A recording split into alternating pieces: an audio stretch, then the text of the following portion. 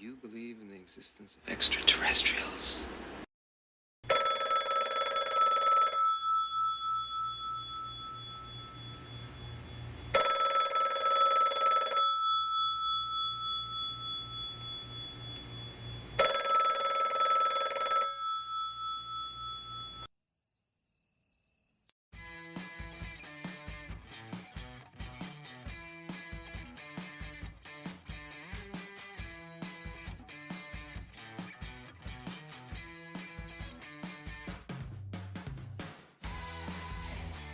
Good morning, good evening, or good afternoon, depending on where and when you're watching this broadcast. I'm Thomas Fessler, my friends, and this is Disclosure tonight. Happy Friday, February 28th. It's the last day of February. So where's it at?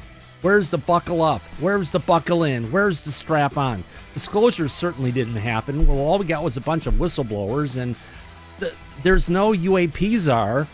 What's going on? Well, I know, friends. We've got a lot of questions to ask, and not in 2 hours to get through it all. We'll see how long it goes. And there for that one, yes, happy freaking Friday, everybody. Yes, it's not just a Friday night disclosure. I actually came up with a real title card here. Some interesting things to talk about. Yes, there was a FOIA drop today. There was some communication going from NASA to the new head of AARO. And also, we'll be listening about Diana Pasulka, who says UFO contact is dangerous. So for all you people out there who can't wait to go ahead and connect with CE5, be careful of the danger you're playing with. It's not all rainbows and unicorns and glitter. We'll leave that for PC Muscle, known as Stephen Greer. On that note, let me go ahead and fire up the drums. Hope the mic shows up. Where's that at? Yeah, sorry we're a little bit later than about the same time today. I got a new monitor to replace the one that was bad, and then I realized right before the show started, oh, all my screen captures that I have set up for everything, they're not there, are they? Oh no, they're Smile harder, everybody. All right, let's go ahead and welcome in our audience. Let's see who the heck we have out there. All right, who's in the audience now? Let's welcome you to the show, my friends. Let's welcome in $70 Million Man X, along with Amiga Rules. I see Andy W. all the way from Bristol, United Kingdom. We've got Anne-Marie here, along with Anton Ghost. Good to see Anton. Banana Bowie's here, along with Benjamin Dreyer and Brian Morgan. We've got Kathy Harris, the Charles Kerr, has come back to the show. Good to see you, Charles. Long time no see. We got Chris Porter, Craig and Craig Smith, and Dana Scully. How's Mulder? That one. Let's welcome in Daryl and Descent and Dolly Farton. How about Dude Abides? We've got Evan B. and Ian Tate. Not Ian Taint. Ian Tate. Let's welcome in Firefly, Frank Rappa, Geraldine Durazio, and Fink Ploy just popped up. There you go, my friend. Who else we have out there? We've got Ghost Fixer, Gray Jedi, Hides in Long Grass. Jan's here, along with Johnny UFO. We've got Kathy and Kelly Brote in those piercing blue eyes. Good to see you, Kelly, as always. We've got King Bull, Laura Campbell, Lick Clicker is here, along with Megan Betts, Mick, Nance Brown just showed up, along with Nancy Kuzmano. Good to see you, Nancy. Nicholas Yerkes here, along with Niles Guy. We've got On the Rise, Rough Ready, Sam's here, along with Sander Jute. Good to see you, Sander. Super Unknown is here, along with the Chromosome Cowboy. We got Two Midgets on a Horse. What a name. And Vern Dude.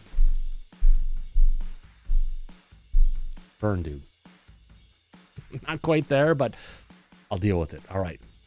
Well, what's next? You know what's next for, my friend? Let's go ahead and check our back panel and see who the heck we have with us today. Well, would you look at that, coming to us from the sunny state of Florida? Let's welcome in Alice W. How's it going, Alice? Hey, Thomas. Same old with Washington. Kind of getting irritated with it. Oh, don't let it get to you. Come on. Wasn't it supposed to be we have to buckle up? And then it was strap in, or is it now strap on, or something to that extent, depending on how you want to look at it. That this big thing of disclosures happening, and it's not exactly the thing we were all hoping for, was it, Alice? No, not at all. And I'm missing your new picture. What happened? You didn't put it up? Okay. Well, thanks for coming in, my dear lady. Thank you. Our next friend's coming in all the way from Bristol, United Kingdom. Let's go ahead and welcome in Andy W. How's it going, Andy? Hey, Thomas. Yeah, I didn't think I was going to make it in then. Yeah. Yeah, I'm here. Excellent. Thank you for coming in, my dear friend. Next in the back, we've got coming to us from the great state of Colorado. Let's welcome in Ashes. Ashes, dust to dust. Come on down to Disclosure tonight. You Always better believe, have- my dear lady. Thank you for coming in today. So great to have you around. Also in the back, who else we have here? Well, we've got a man coming in from, Indiana. I guess we could call him a Hoosier. Let's welcome in Daryl Zernick. How's it going, Daryl? Hey, everybody. Hey, Thomas. It's a great Friday night. Looking forward to the show. Oh, so am I. So am I, my friend. Great to have you around as you. At least I can see myself looking at myself in your reflection behind you. It's okay. All right, who else we have in the back? Let's go ahead and welcome in our dear friend Freezerman 71 coming in from the 51st state in Canada. How's it going, Freezerman? Hello, Thomas and all. It's been a good day, and I'm looking forward to a wonderful conversation again. Oh, so am I. Can't wait to see where it goes. Can't wait to see what Mike has in store for us today. All right, let's go ahead and let's turn our sights on Australia. Well, let's just turn the world upside down and shake it like a snow globe. And who pops out? I could say it's none of your business, but it's actually Susan Ford. How's it going, Susan? It's all your business, Thomas, tonight. Exactly. Thank you for coming in, my dear lady. Blue hoodie not included. No. Our next guest is coming to us all the way from Massachusetts, where some people call him a masshole. Let's welcome in Sergeant Daniel, USMC. How's it going, Daniel? Oh, outstanding. Great to be here. Thanks. Wonderful to have you here. And our next contestant is coming to us from the great state of California. So when are you moving, Syrup? Yeah, hopefully sooner than later out of the desert. I'll probably stay in California, though. Might stay in California. Hopefully they give you they probably wouldn't. They can't afford it. They're broke. A nice cash benefit for moving and staying in the state, not getting the heck out of there. But thank you for coming in, Syrup. And our last guest today is coming to us from the great state of New York. Let's welcome in Tia Loreno Ibrahim. How's it going, Tia? Hey, mister. How you doing? Pretty good. Yourself? I called you by your old name. We'll just call you Tina Marie. That's good. Tia Marie's great. Thank you. Well, it's one of those days. You've Hey. had them, I guess. Yep. I'm glad you remembered my name. That's what counts, right? Oh, how could I forget your name? Love you. Oh, love to have you here. My name. Oh, Ed, did I forget you? You totally forgot, man. I really hurt my feelings too. Coming from the great state of Texas, let's welcome in Mr. Ed Brown. How's it going, Ed?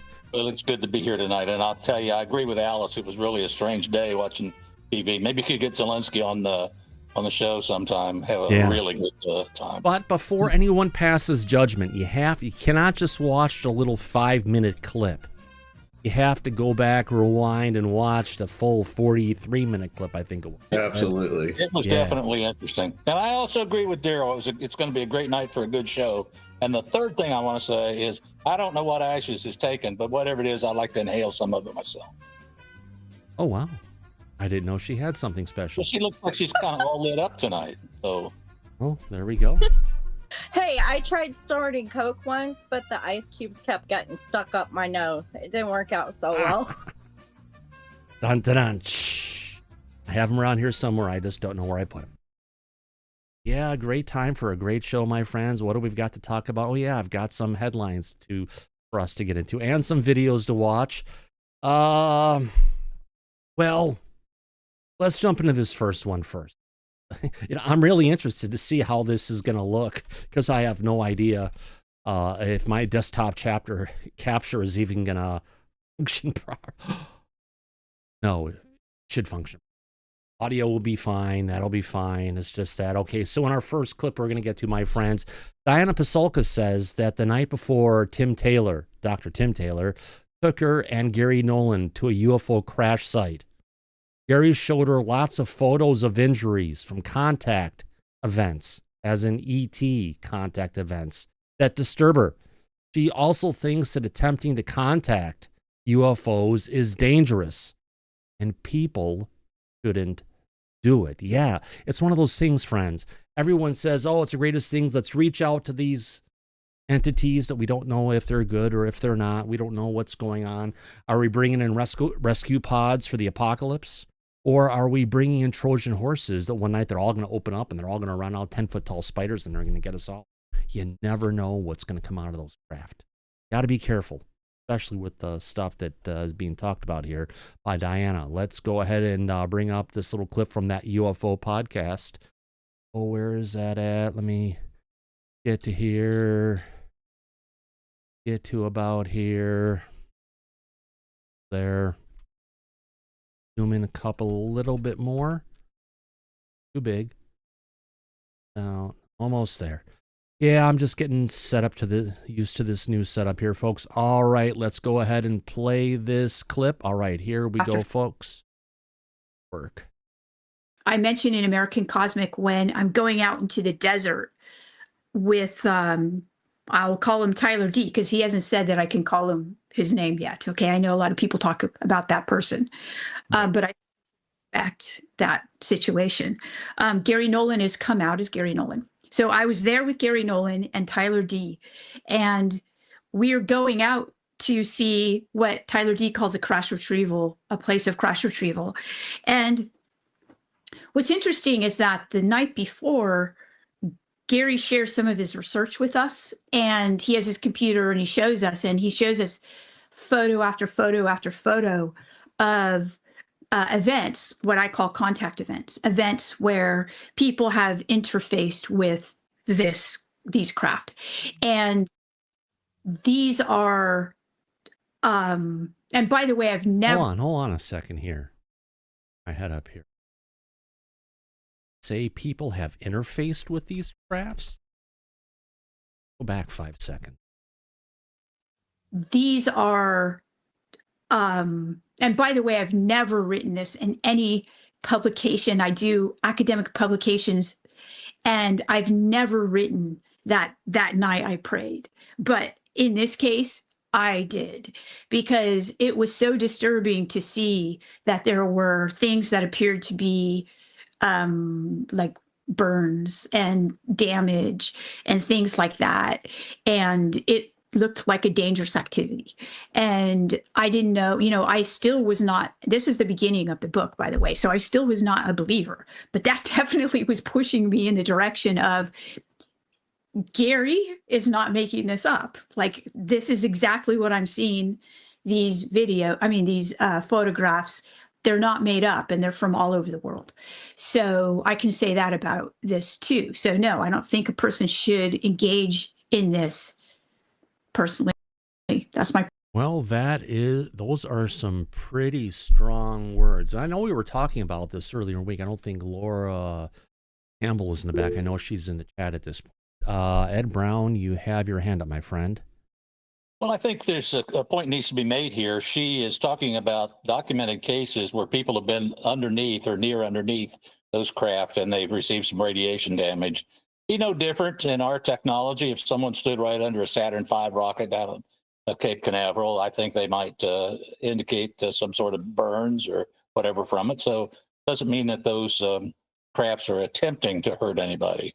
Just you're stupid if you get underneath the engine of one. Well, that's true, but word of caution, if you're going to be interfacing with these things potentially and you're calling them down and they get close to you, that's the kind of damage you could potentially have. Plus, the truth of the matter is we really don't know if these things are naughty or nice.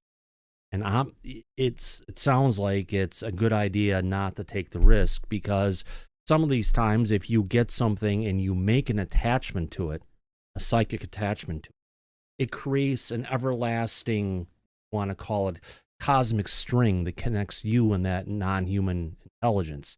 So, as Ian Tate says, you're rolling the dice, and it's a good thing to look at. It's just one of those, want to call it, situations. On this note, since got an idea, let's go ahead and start a poll on our audience. This one. All right. What the hell am I going to be the question?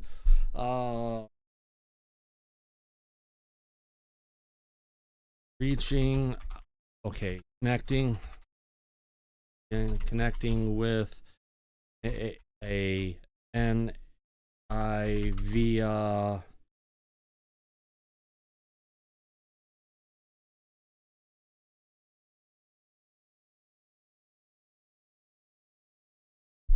no problem. Okay, so connecting with an NHI, that includes a craft potentially, via consciousness. Where does audience take it? It's no problem. Or possible danger. Let's see where audience takes this one. Hey, Google, set a timer for 1 minute and 30 seconds, please. First poll of the evening. Let's see where our audience takes it. Let me go ahead and get that sound effect up. All right, let's go ahead and see where we got to get. 1 minute and 20 seconds to go. And our audience is voting at this time.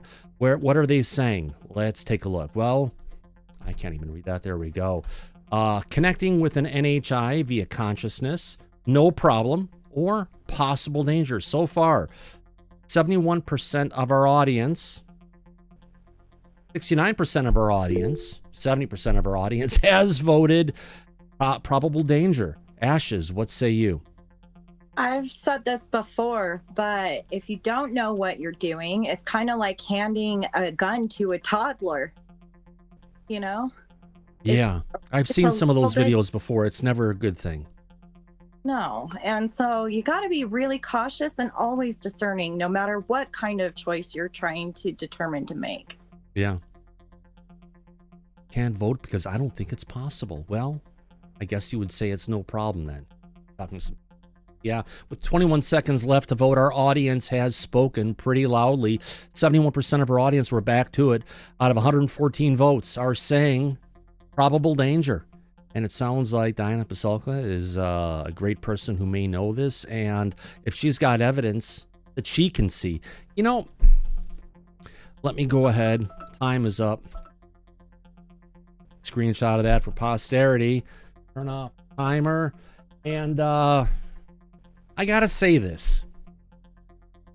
I gotta bring it up. I'll probably hate myself in the morning for doing it anyway, but I'll bring it up anyway.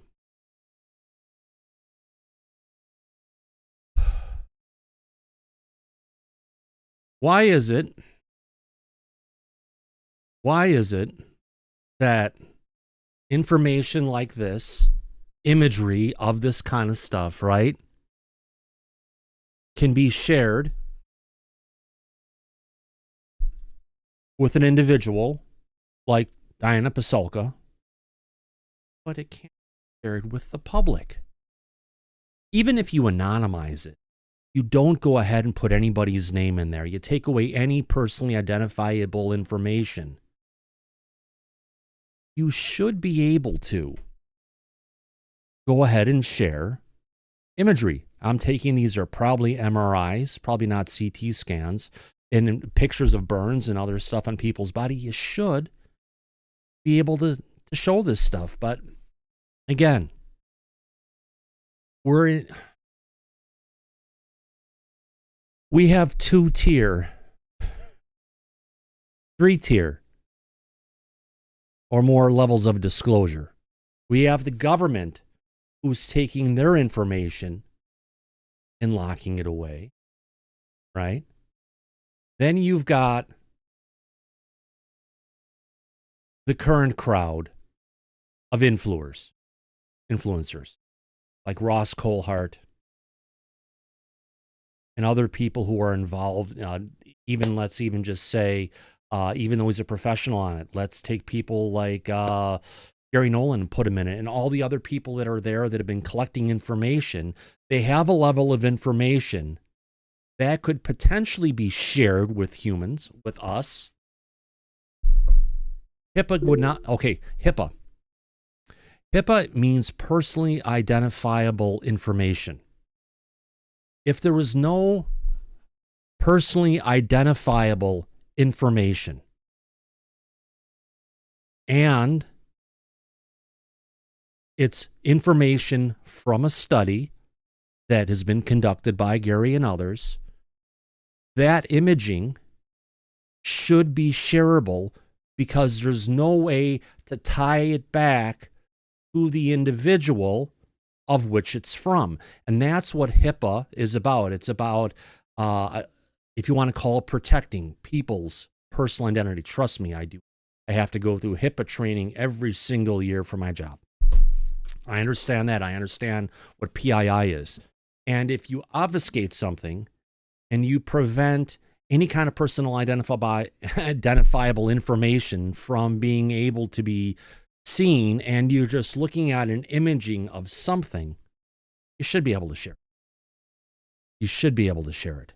But either way, we've got the second layer of all these people who have gathered information that could potentially be shared. I'll even throw Ross in there with the giant spaceship so big that they built a building on top of it. Why not? But now you've got this third layer of disclosure that's coming from the people like Skywatcher. Remember, they said at first they were going to go ahead and get all the results and they were going to share it with everybody. Well, apparently I might be wrong, but they're not. Cross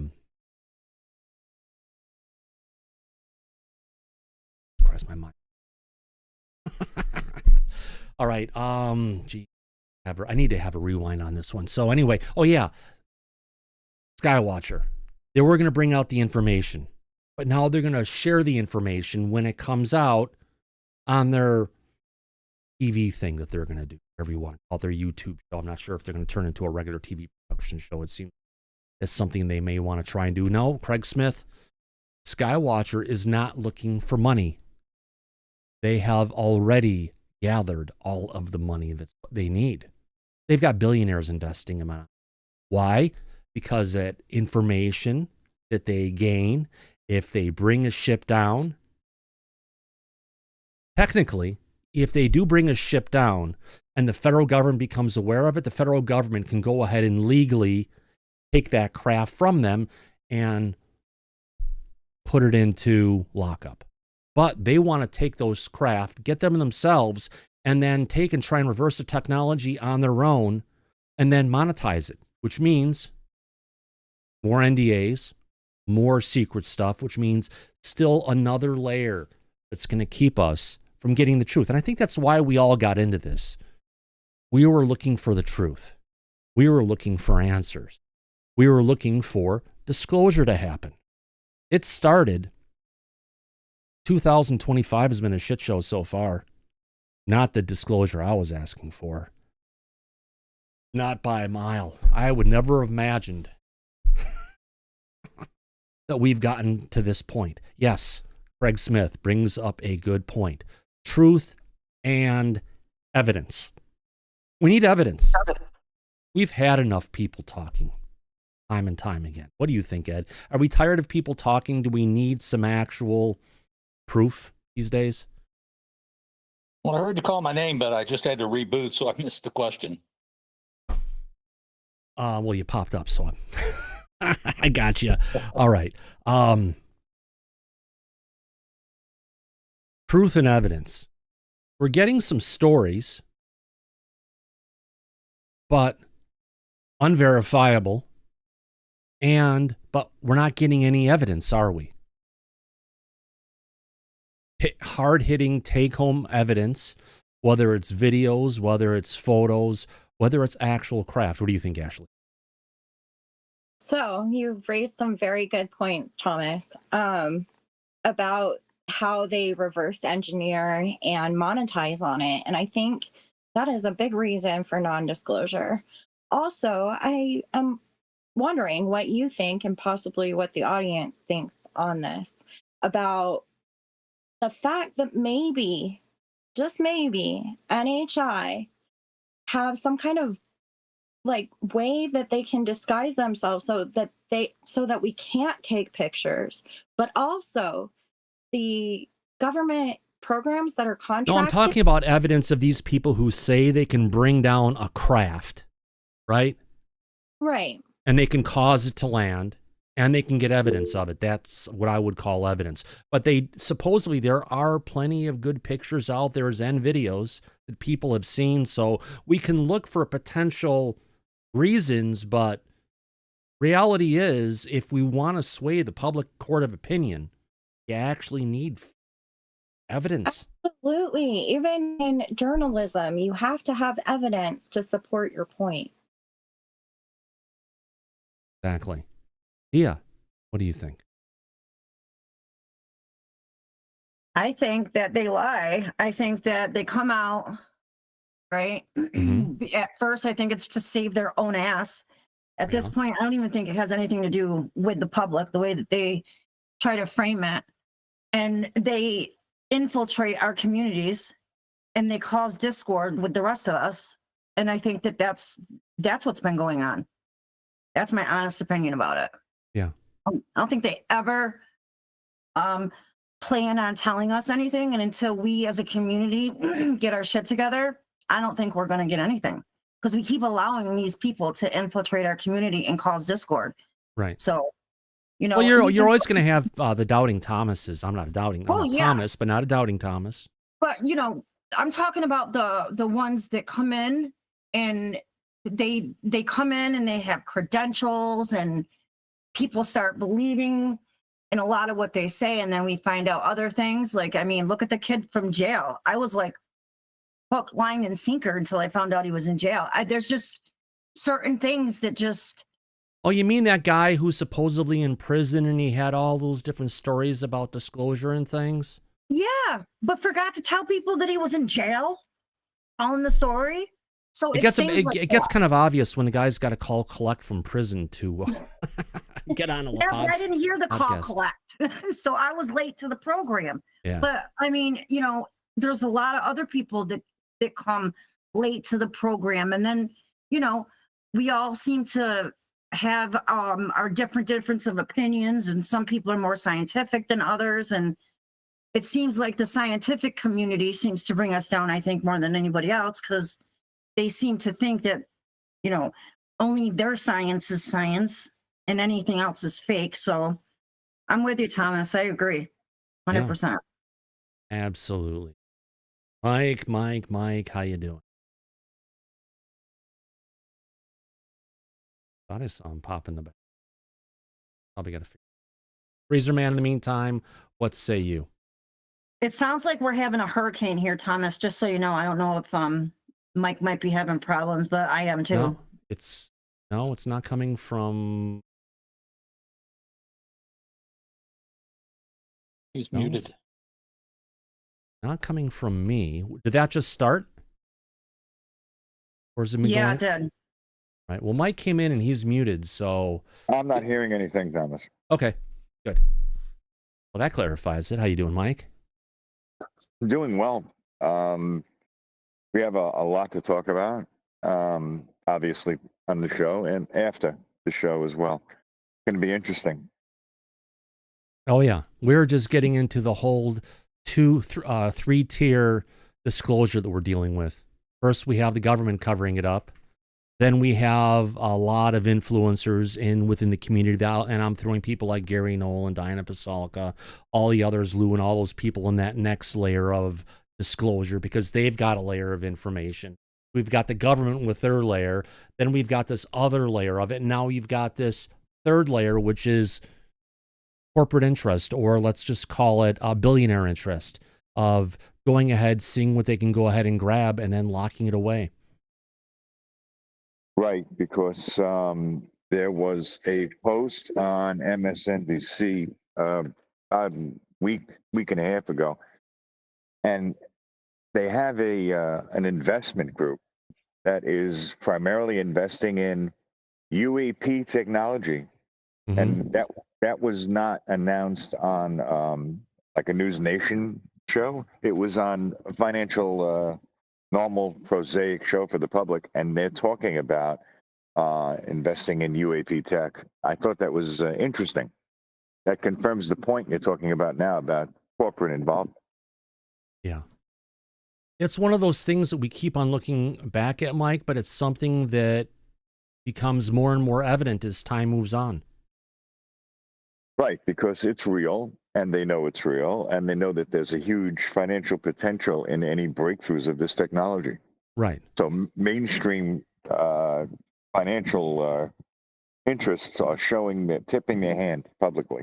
Oh God, definitely. One of those days that to a big degree. Now, you know, I've got a couple clips here from Elon Musk we're going to get into next. It's not on the title card, but we're talking about it. Talking about, you know how the DOD has been unable to pass an audit was the last 7 or 8 years, if not longer?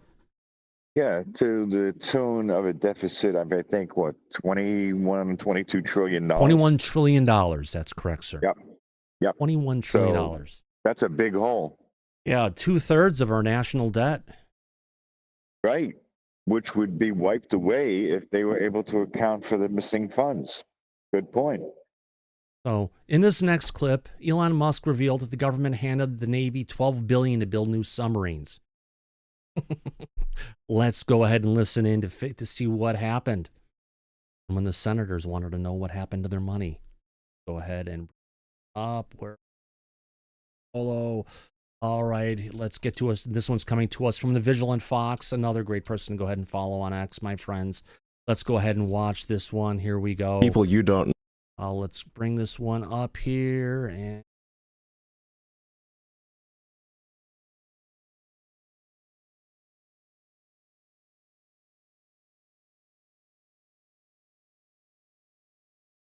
Second. Okay, we hide myself. Cross. All right, let's hide this. And here we. You know, in the case of Twitter, it wasn't a profitable company. It was like basically a break-even company, but at least it was break-even, and it had to pass an audit. The federal government is not break-even. It's literally losing $2 trillion a year, and it does not pass its audits. It fails its own audits. So, like, you know, there's a case where, like, I think Senator Collins was telling me about how she gave the Navy $12 billion for more submarines, got no extra submarines, and then held a hearing to say where'd the $12 billion go, and they were like, we don't know. That was it. I mean, basically, stuff is so crazy. Like only the federal government could get away with this level of waste. Of waste. It's mostly waste. It's mostly not fraud. It's mostly waste. It's mostly just ridiculous things happening. Mike, that is what you call just robbery, highway robbery. It's like they don't care because it's not their money; it's ours.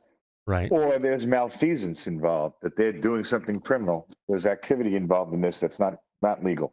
Well, it sounds like it if they're going to go ahead and get funding for $12 million, right? Mm-hmm. Or $12 billion to go and build submarines, and then they deliver nothing. That don't exist. No, they're going to have to come back and say, well, we need $12 billion more for these submarines. Actually, now, though, we need 20 because the cost has gone up. Well, there's a lot of that's been going on with the Department of Defense and the military for many years now. One of the examples that I remember specifically that really stood out was M1A1 Abrams tanks that the Army has loads of. And their appropriations committee stated they do not need any of these tanks anymore because they're basically outdated. The depleted uranium shielding is dangerous, and they have a lot of them sitting in mothballs. But after that announcement was made, they then proceeded to give a contract to build more Abrams tanks, which really defied logic. But they get away with crap like that all the time. And something is going on with that money. It's not going where it's supposed to be going, obviously. Mm-hmm. They know this. It's almost like it's pre-planned. It's not just waste or stupidity. I think it goes much deeper than that. What are the 3 words? Waste, fraud, and abuse. Yep. Exactly. And it's rampant and widespread. And nobody up until now has done anything to try to put that into check. They haven't done shit. Nope, they have not. And at least Elon, who's getting a lot of pushback and criticism for what he's doing from the public. Yeah. He's seems to be on the right track, in my opinion. Yeah.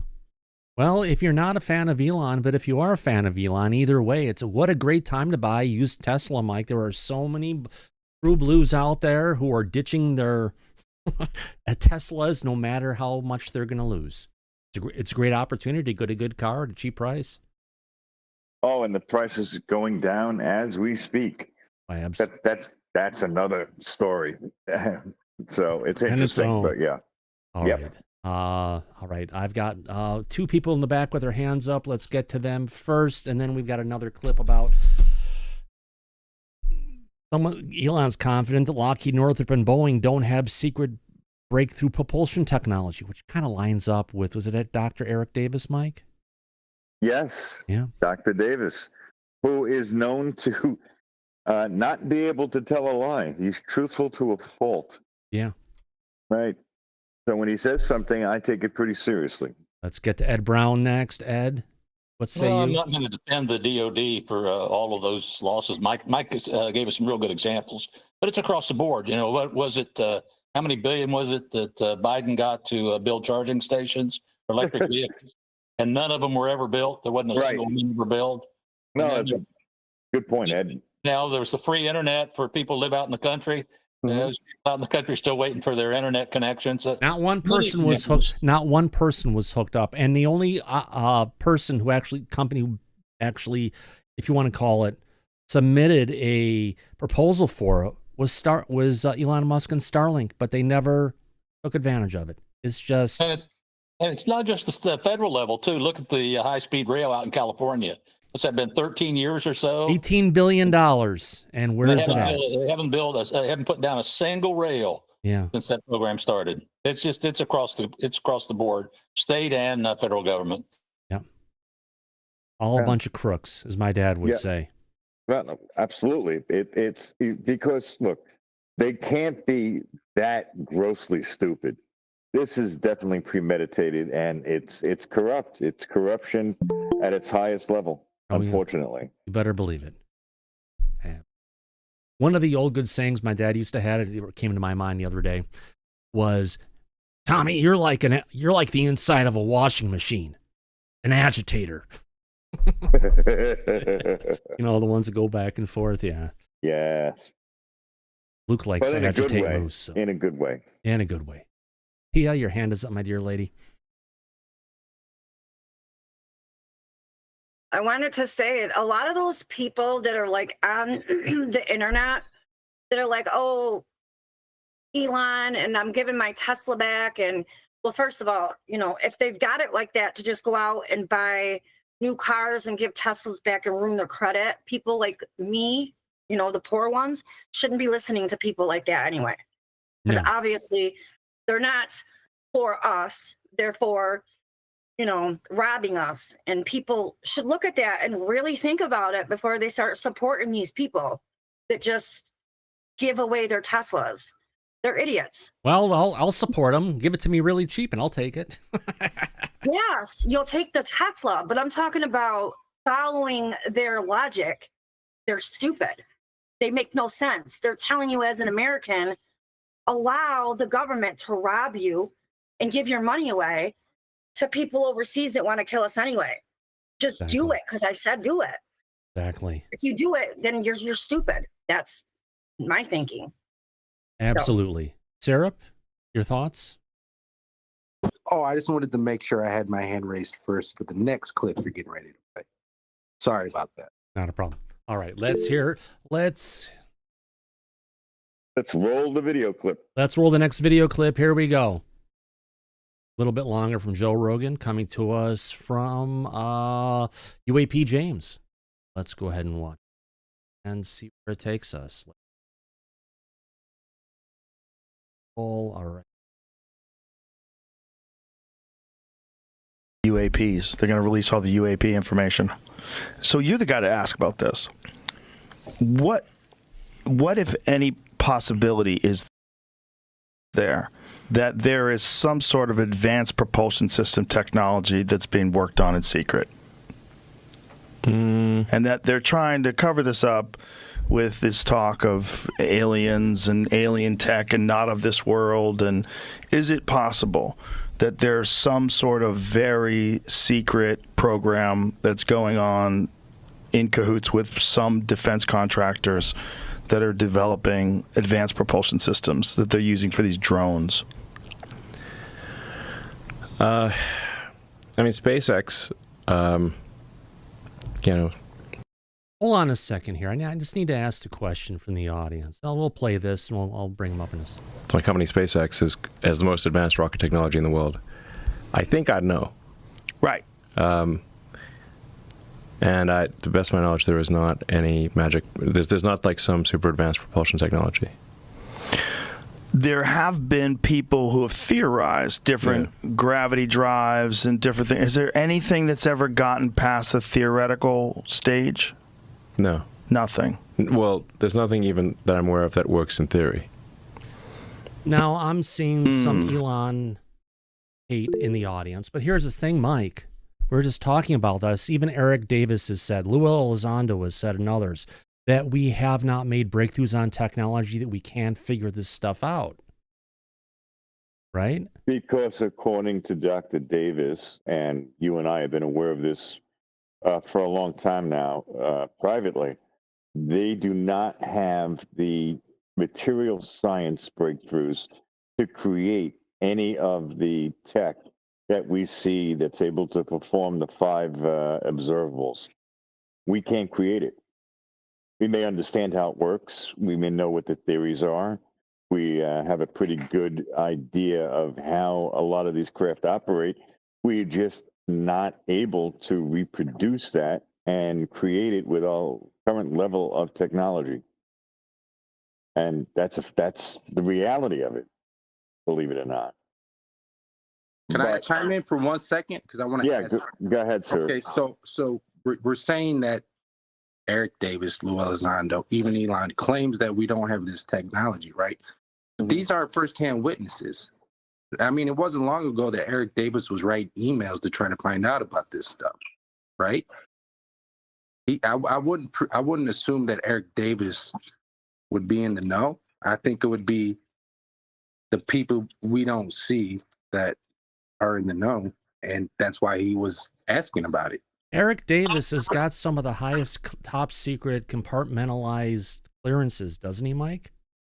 He's not just a scientist. He was somebody that was so read in on what the government special access programs are with the work that he was doing, that he also, like David Grush, went through the same degree of security training on special access programs. So yeah, he is about as knowledgeable as it gets for anybody who's worked for the government dealing with this. Plus, let me remind you, sir, Dr. Eric Davis is one half of the famous Eric Davis Thomas Wilson notes that came out publicly. Yeah, but wasn't he asking about the technology in those memos? No, he was told firsthand by Admiral Thomas Wilson that as a J2 sitting member of the Joint Chiefs of Staff, he became aware that an unnamed aerospace company was working on reverse engineering recovered alien craft. And he was able to get through to this unnamed aerospace company, Lockheed Martin, and find that they do in fact have craft and they have been doing reverse engineering. But then he was threatened that if he continues to pursue this, that he will be busted down and he will be forced to retire. So they were able to go over his head. And in fact, he was threatened by his superiors. And at that point, he stopped pursuing this. So there is a power in play that was able to prevent a member of the Joint Chiefs of Staff from moving further on information on these programs that are being run. So Admiral Wilson had direct knowledge of accessing information on the program. He then was frustrated because of what he had to deal with unexpectedly and shared all that information with Dr. Eric Davis. And that information, that happened in 2002. And until Edgar Mitchell passed away, and those notes then were in his estate, and we recently had Richard Dolan on the show, and he was the one who brought those notes out publicly. It's a long, complicated story, but it's true. And the facts within it show and prove that our government is, in fact, working on this recovered technology. So when Eric Davis makes a statement that they do possess this type of craft, but we haven't been able to make any major breakthroughs, and the hiccup seems to be the actual material science, I take that pretty seriously. No, I get what you're saying, and I understand what Eric Davis. You might knows, take this but, for 1 second. Ed Brown has his hand up next. but he's not. He's not the engineer. He's not the physicist. He's not the one working on the shit. He's the one that's trying to find out about the people that are working on the stuff. And I would just assume that the people that are actually working on the stuff know a bit more about the stuff they're working on than he does. Right. So let me remind you as well that there was the recent public UAP hearing, the second one that took place on November 13th. Representative Nancy Mace, who was running that hearing, had access directly behind the scenes to a first-hand whistleblower who was the author of the report that was submitted to Congress on Immaculate Constellation, which is an unacknowledged special access program. Now, Michael Schellenberger had written an article on ProPublica about this report. And then he also testified at the last minute on November 13th about it. But the reality and the truth of it is that came out, and Thomas and I broke this story October 24th of 2024, a few weeks before the actual hearing. And we said that there were shenanigans going on behind the scenes with Congress. And they were specifically told not to have certain witnesses testify publicly and not to mention anything about that or ask certain questions. Right, but at first, Mike, they were actually trying to shut the hearing down. They were trying to first prevent it from actually moving forward, because before that, they were trying to get a date of having the hearing because it wasn't approved yet or authorized to actually have the hearing and schedule it on a specific date. So there was some question if they would actually move forward or not. And while that was going on, the executive branch had reached out to Congress and told them to either not have the hearing, and if they did have the hearing, not to ask certain questions, have certain people testify. And when Thomas and I broke this story, Matt Laszlo had reached out to Nancy Mace to confirm if this was true. And that's where we got the quote, come hell or high water, we're having this hearing. That's right. She did. She was adamant about it and was highly insulted that Thomas and I would cast any doubt about that. But as it turns, and it's funny because we were on top of this the entire time. And when we heard that they were announcing the hearing and the date was November 13th, we reached out to Lou and asked him if he was asked to testify. And at that point, he didn't confirm any of that publicly, but he told us that he was not confirmed to testify yet. And this was about a week before the actual hearing on November 13th. And at the last minute, Nancy Mace decided to ring up all of the 4 witnesses that we saw testify publicly, and at the last minute had them come in to testify, and which they did. And then it came out after the hearing that Jeremy Corbell, who was the person who brought the actual witness, the firsthand witness, the author of the Immaculate Constellation report, he was the one that secretly brought this individual to Congress they were working together for months before the actual hearing. And this person was supposed to be testifying. At the last minute, she informed the witness and Jeremy Corbell that she was not going to have them move forward, and without giving an explanation, and then swapped out the 4 people that we did see testify at the hearing. And the public was not aware of any of the shenanigans going on behind the scenes from Congress.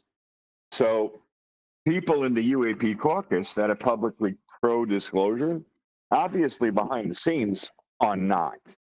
And that's not the truth. So there's a cover-up from Congress now.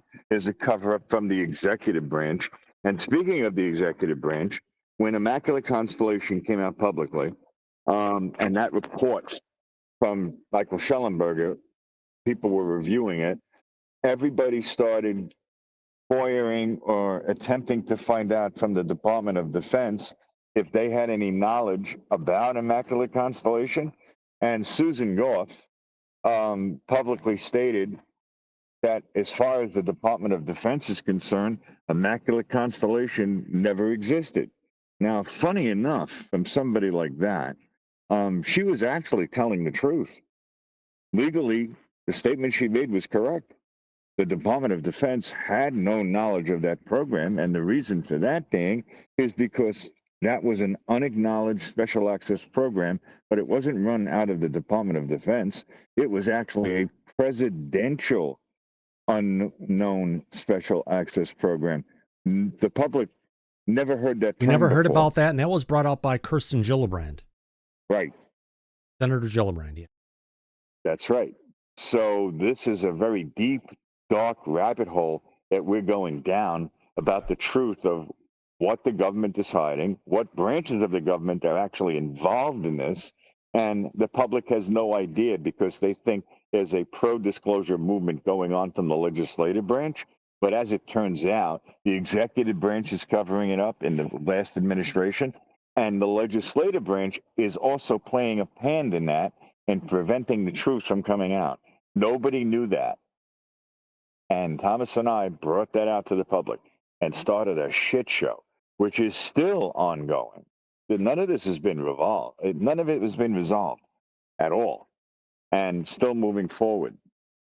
And we haven't gotten any of the information that we had heard campaign promises from the current administration that they were going to provide all this in detailed information to the public. Guess what? We haven't seen any of it. All we've gotten is excuses and half-assed answers. I hope that doesn't continue, but it's not a good sign. And Thomas and I are not the only ones that feel very strongly about this. There are other peoples now in the community that are pushing back against the current administration because of this. They don't like the game playing that's going on because we expected it from the last administration and previous administrations before that, but not this one. So none of this is really making a whole hell of a lot of sense right now. Well, since we're talking about, actually, let's get to Ed first, and then we can talk about the other shenanigans that have been going on. Ed. Certainly. Yeah, thank you, Thomas. I've got several things I wanted to comment on. First of all, Mike, and I know I do this often, but it's true. I can come after you, and you've just about covered every point I wanted to cover because you are an encyclopedia of information on this topic. And I really appreciate your knowledge and everything.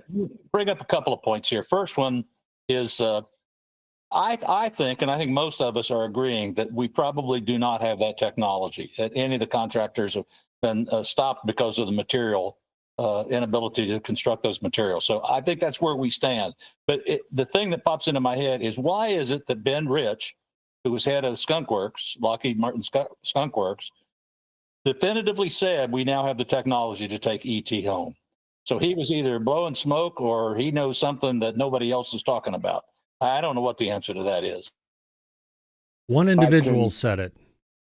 Yeah. Smart guy, but if we had the ability to take the technology to take ET home, you think we'd be spending all this money on F-35s and B-2 Spirit bombers and all this technology? Hell no. At least in my humble opinion. Humble, but they're used for different purposes, though. And within the military, there are different aircraft that are suited for certain purposes, and you wouldn't want to fight a close air support fight with a interplanetary craft of some type. If you have something that can move at the speed and capability of a Tic Tac, right? Yeah. You could take that, point it at the side of an aircraft carrier, a Chinese aircraft carrier, let's say, and that thing would shoot from one side out to the other side, and everything that would be inside of that, inside of the aircraft carrier would be sucked out through the hole of it punching through the other side. No, I agree. We can make an argument for that, but I think the general consensus is we probably haven't crossed that threshold. But I want to make another point. And I know getting sort of a headache because I think we've gone through a time warp here on this discussion of Eric Davis's clearances. So, Mike, I'm going to disagree with you slightly on this, in that you reported, and it's correct, that he was doing most of this stuff back at the turn of the decade there. And in 2002 is when we're hearing all these things. I don't think he specifically worked that issue for the past 15 or 20 years. And as applies to clearances, when I was active duty, I had a TS SCI clearance, and I was read into Special Access Program, and it was done in a SCIF. But you're only allowed that information when it's relevant to the job you're currently doing. And when you leave that job and move to another one, you're read out. And that means you no longer have access to that material, even though at one point you did. So just to make that clear, Eric Davis probably was read into a lot of programs over the decades, many of whom he was then read out and said, you're no longer part of this program. Okay, let's add Hal Puthoff into this really quick. Hal Puthoff recently came out in one of his recent interviews. First time he said this. We tried to recreate the metamaterials that these craft are based out of, where they're laying down the materials on an atomic level, one atom at a time, going and building it. And they could not, they were stuck with a delamination where they could not get these subsequent layers to actually adhere. So we're figuring it out. But even Lou has said many times we lack the material science to create the stuff. Yeah, you're right. Gary Nolan has also said that. So as you pointed out, information from one person may be not reliable, but 3 or 4 or 5 scientists that are telling you that we don't have that are believable. And one more thing. Any research, development, etc., reverse engineering on the energy systems from these craft, guaranteed it's being handled in the Department of Energy, because the DOE and everything, they took and they rolled off of the Manhattan Project and moved over to UFOs. Well, that's right. That would give Susan Goff again another credible. Well, no, Susan, yeah, right, because she's in the DOD, and this stuff is the secrets would be locked away in the DOE. It would give her a pass legally, which she's been using to her advantage. But I can attempt to answer this, and it's a perfect segue into the next point that Thomas and I have been talking about privately, and that is that when David Grush had testified on November 26th of 2023 at the first public UAP hearing. After that, he was asked to testify before AARO on November 13th, I believe, of 2023. There was a lot of back and forth with that at that time, which again, Thomas and I covered right here on the show. He was scheduled to testify, but he had some questions that he was trying to ask Dr. Sean Kirkpatrick. Oh, we all love a good David Grush story. Continue, Mike. Yes. And David Grush was also at the time being represented by Chris McCullough. And he is a former ICIG himself who was representing David Grush. And he is familiar with issues in regards to intelligence matters for the government, being the former ICIG. And he was also well aware of the testimony that David Grush had given at the time to the sitting ICIG. Just really quick for the audience, that means Intelligence Community Inspector General. Correct. Right. Now remember, the DOD Inspector General, right? Yeah. Actually leaked, took the information that was given to him in confidence. It was leaked out and within the DOD, and actually David Grush got people breaking into his house, leaving death threats on his kitchen table. And not just him. If you remember, it was also Lou Elizondo. Yeah, but you got to testified. remember, that is exactly why Trump fired all the inspector generals and they separated them out from being embedded in the different agencies. Because they were embedded in the agencies, they weren't impartial. They were very partial to supporting the activities going on here and shutting down stuff like that versus doing a proper investigation and vetting. And they were leaking information like a sieve to those agencies they were supposedly supposed to be overseeing. But yeah, that's the shenanigans that was going on back then with this. Now let's get back to David Grush. David Grush, he dealt with, at the time, there were questions that Sean Kirkpatrick had said they have full Title X authority and they have the ability to listen to any testimony in regards to UAP programs under Title X. But intelligence community is under Title 50, as I'm sure you're well aware of, Ed. And David Grush, his investigation over 4 years and 40 witnesses covered both Title X and Title 50. The problem was when we got into the area of Title 50, Sean Kirkpatrick had informed David Grush that he also had full ability and authority to listen to testimony covering both Title 10 and Title 50. Well, Chris McCullough, David Grush's attorney, had advised David Grush to then advise Sean Kirkpatrick that the UAP authorization that AARO has from Congress only covers anything involving UAP government activity. The problem is that David Grush was aware with his investigation that the way that the government had kept the UAP program secret was by nesting and embedding them within prosaic special access programs.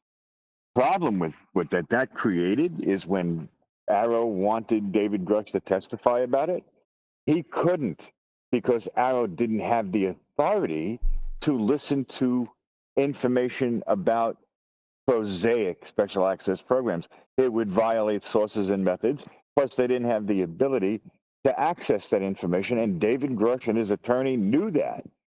And then there were internal emails about this that recently came out from FOIA requests by John Greenwald Jr. from the Black Vault. And it showed plainly in those private emails that they were aware, AARO, of the stumbling block, of the obstacles that the government had specifically put in place with these programs, which is why they nested the UAP programs in conventional SAP programs. And that blocked any information coming out. And at the time, a lot of internal emails back and forth from Sean Kirkpatrick to other members inside the government, they told Kirkpatrick that if that's true, then the functionality and the reason that AARO was stood up and put into place, they'll no longer be able to do their job. And at that point, AARO is useless. And he's going to be out of a job at one point. At that point, Kirkpatrick didn't respond or reply.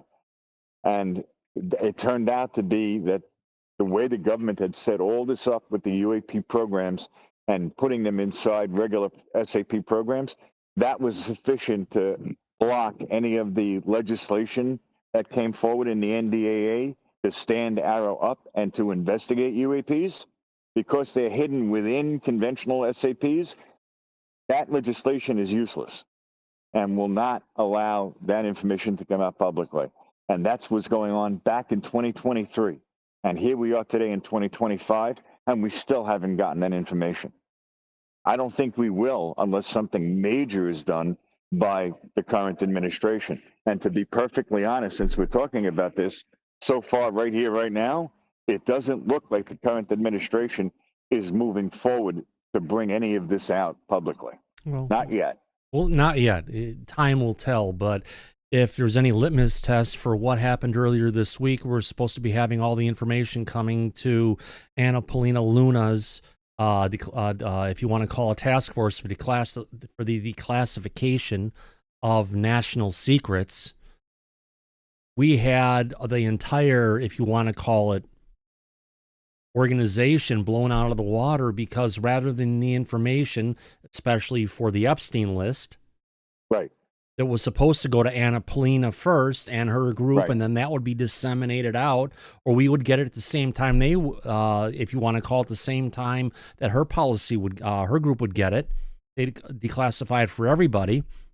No, they actually went. What they do, Mike? They went and gave it to a bunch of conservative influences.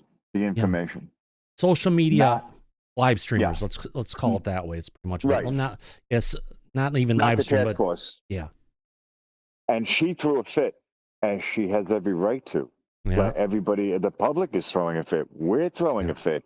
That goes against the campaign promises that were made and obviously are not being followed through on. That's what we're up against now, and that's the points that Thomas and I are both making publicly. And all the evidence they were supposed to have didn't show up, at least for the Epstein list. And the sad part about it is, didn't Pam Bondi said that the information was sitting on her desk like for a week or so? Oh, she did. She never. I'm going to say She one. did. I'll say it's Friday. I can say it. She didn't fucking look at it. Right. That's the impression we're both under. But Because all of a sudden, when Ed- she realized what she didn't have, then she freaked out. It's like, girl, it was sitting on your. You said it was sitting on your desk for how many days, and you didn't. Right. Almost like they're burying it for some reason, which is one of the points that Thomas and I talk about publicly all the time. We don't know why they're holding it back. They really shouldn't be, but they are. It doesn't make any sense. I mean, if we were talking about the Biden administration right now, it would make all the sense in the world because that's exactly what they've been doing the entire time. And we've told this story repeatedly, so I'm going to remind everybody. When Biden first took office and started the administration, one of the first questions that he was asked was about UAPs. And what was it that he told the reporters when they asked him about that in the White House, Thomas? He should ask who? I answered your question. Sorry, I was letting Barack. somebody in. They Oh, go told him, ahead. said That's to right. ask Ask Barack. And that was the only answer we got with regards to UFOs and Biden. And supposedly it came out, was it Lou was saying this or someone was saying, I think it was Lou said this, didn't he? That they didn't read Biden in on UFOs. Who said that? Was Right. that Lou who said Yeah, that one? I think Lou might have said Yeah, that. yeah. But here's the thing. After that statement came out, right, David Grush, who was active in talking publicly at that time, he contradicted that point of it because he said that during his 4-year investigation, he went and he saw the former Senate Majority Leader in Las Vegas. What's his name? Reid. Yes. Harry Reid. Yes. Harry Reid. He went to Harry Reid's house in Las Vegas and he briefed him on the investigation that he was doing.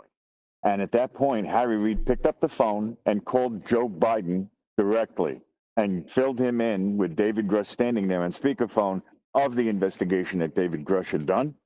And he also turned around and made sure that Biden was well aware of all the UAP involvement the government has been involved in. So if there's any claims that he just didn't have any knowledge of it, David Grush blew that out of the water with Harry Reid's involvement. Right. So now, don't that was a forget lie. Grush when he was working for the Space Force, right? And Yeah. he was going to D.C. to go ahead and brief the executive branch on what was going on. That was during the Trump administration. It was. That was during the first Trump administration. Oh, yeah. So the Trump administration can't say, oh, we have no knowledge of any UAP involvement. No, they've talked about it. I mean, look at what the former director of national intelligence, who's now the head of the CIA, Daniel Ratcliffe, had said. Yeah. He said more things than anybody in the Biden administration said about UAP. He did. But so far, we haven't gotten any direct information. And if the Epstein files are any indication of how they're going to handle the UAP information when they finally get around to that, it's not looking good. And to answer Syrup's question from earlier, it has to do with the fact that the point is, you said, what was the point that Syrup had made? He said, Cialis lasts for 36 hours and it's better than Viagra. No, he was saying that. We went down a rabbit hole, so I just. And I know I lost just my confused the train hell of out of you thought for too a with my second. smart ass comment. Yeah. Yeah. No, Eric Davis, I got it. So Eric Davis, it turns out, when he did the Jesse Michaels interview recently, he had stated that David Grush reached out to him early on, and he was the one that provided all the information for David Grush to find the 40 witnesses that he found and spoke to about the UAP program within the government, because Eric Davis was aware of it from the work that he was doing with Dr. Jim Lukatsky and he in OSAP. This all goes back to Robert Bigelow and the OSAP team and the access to the information that they had. And Eric Davis was read in and in the middle of working with Bigelow and Lukatsky and being able to have this information come out. He was the one that put and pointed like a loaded gun, David Grush, on that path. And all the information that David Grush had testified on at the public UAP hearing, it all came from direction from Dr. Eric Davis. So that's why I say, and Thomas and I make the points we do about Dr. Davis, because it all stems from and comes directly through Dr. Davis, which David Grush is not even remotely connected to Admiral Thomas Wilson, but it still goes through Dr. Eric Davis, who has all this information and knowledge. Yeah. That was the point. Absolutely. If I can really quick here, Mike, I just want to, I know we got a bunch. Actually, we'll go ahead and cover this in a second. We've already got Ed, have we answered your questions, or is their hand up again? Yeah, it's back up again. I had another point I wanted to make. Go ahead, make it, my friend. Then we got you, Rick, and Ashes. Go ahead. Yeah, on the issue of Pam Bondi, she looks like she's having a big fight right now, just getting stuff out of the FBI, which is under her department. And she wrote a letter to the cash to try and get that, but the material that's coming out of there still is redacted. Right. And the question I get from that is that we're never going to be able to break through the deep state. Even with the cabinet that we have now, they can't seem to get people below them to cooperate with what they're asking for. So it's a mess. Yeah. It's disgusting is what it is. But see, what Thomas and I are frustrated about is that the current administration, they shouldn't be encountering these stumbling blocks. And if they are, with the cabinet that they have, that they've installed and to oversee these agencies that are blocking this information, they should be able to cut right through it. It's really strange that for some reason they're not able to. That really doesn't make a lot of sense. It doesn't. Well, Mike, the government has been run for the longest time by an army of unelected bureaucrats. Right. Who have been in their position, administration after administration, and supposedly a lot of them are on the left, not necessarily on the right. But the problem is they're not used to being told what to do by the executive branch, although they report up to the executive branch. They think they're safe and they can do whatever they want, but that's not the case. Send Elon in there. He'll fire a lot of them. Yeah. Just get rid of him. See, that's the point. That's frustrating for everybody, including us. Yeah. The current administration has the authority, the power, and the ability to cut through all of this like a hot knife through butter. But for some reason, they're choosing not to. That doesn't make a lot of sense. No, really it doesn't, does it? No, sir, it does not. And we're covering this. God, it really stinks, doesn't it? It smells like shit. To high heaven, it does. Oh God! So it's one of those things you get the smell into your nose. You'll never get rid of it. Just burns everything on its way. Rick Roberts, your hand is up, my friend. In regards to the Epstein file, one thing that I heard that makes a lot of sense is that the reason why they're not going to release all the information is because it's leverage against those that are who committed these acts, and that by them releasing all that information, they're gonna lose that leverage. They're gonna lose the value of that information that they can't use it against those people. Rick, look into the camera. We're seeing your face off to the side. There you go. Perfect. Thank you, my friend. Yeah, Mike, your thoughts on this one? It's just one of those situations where we're screwed if you do, you're screwed if you're not. No, it's bullshit. Because like I just stated, Rick, this sitting administration has the authority, the ability, and the power to cut through all of those obstacles. If they choose not to, that's a different story. But you And don't right think now, they use blackmail or leverage against other foreign actors and such to get them to do what they want? you have to be a little bit more specific about your point. Leverage who exactly? If Epstein was a honeypot for all these bureaucrats that they could use the information to influence other countries and such through England, like King Charles and such like that, they got blackmail on him. Is it more valuable to keep that secret and that we're going to threaten you with releasing it unless you do what we want you to do?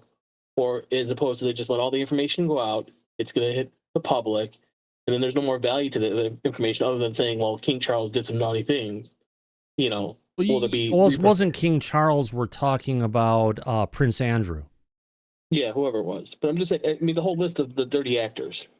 It's Prince Charles, well, now King Charles's uncle that you're talking about, who has no sitting authority, is not really a member of government, is more of a figurehead in the British government.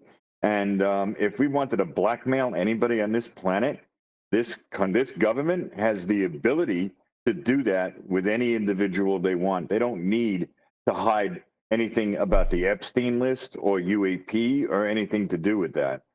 So, no, that's not the answer. It's not that. That's for damn sure. Absolutely. Let's move on to Ashes. Ashes, go ahead. Well, we're about everything disclosure here. And so are they hiding something? No definitive proof says yes yet. The released files being old news, Bondi's finger pointing at the FBI, and Trump's own Epstein history makes people suspicious, especially with posts on X claiming scrubbed logs. But they're unverified. So critics on the left say it's to protect Trump. Some on the right say it's the deep state thwarting him. Could be either, both, or neither. Just bureaucratic lag and bad optics. So I think bureaucratic cover-up is what it's more like, it seems. Yeah, it's all red tape, and they need to remember that they work for us. It's not the other way around. Bingo. Well, right, but they work for us, but we're not an authority, and that's why the truth has been hidden for as long as it has been, to be honest with you, Ashley. As far as Trump's involvement in the Epstein case, there have been allegations that there was direct knowledge and involvement. That certainly could be true, but we won't know until that information comes out. And if it's going to be heavily redacted, which is the next part of this mystery, then obviously where there's smoke, there's fire. It's that not isn't by accident. Any of the stuff, unless it's personally identifiable information, like they had the address book that was actually released. Interesting stuff. Trump was in there and all of his phone numbers, including Mar-a-Lago, was there, but they actually blocked out all the phone numbers. Right. You're absolutely right. I just want people to be wary that what they're seeing on X and social media and stuff like that doesn't necessarily make it verifiable or true. Oh my God, there is so much bullshit that is put up on X. I am so tired of seeing old UFO videos. They're just old videos saying, oh my God, this just happened, and it's a video from years ago.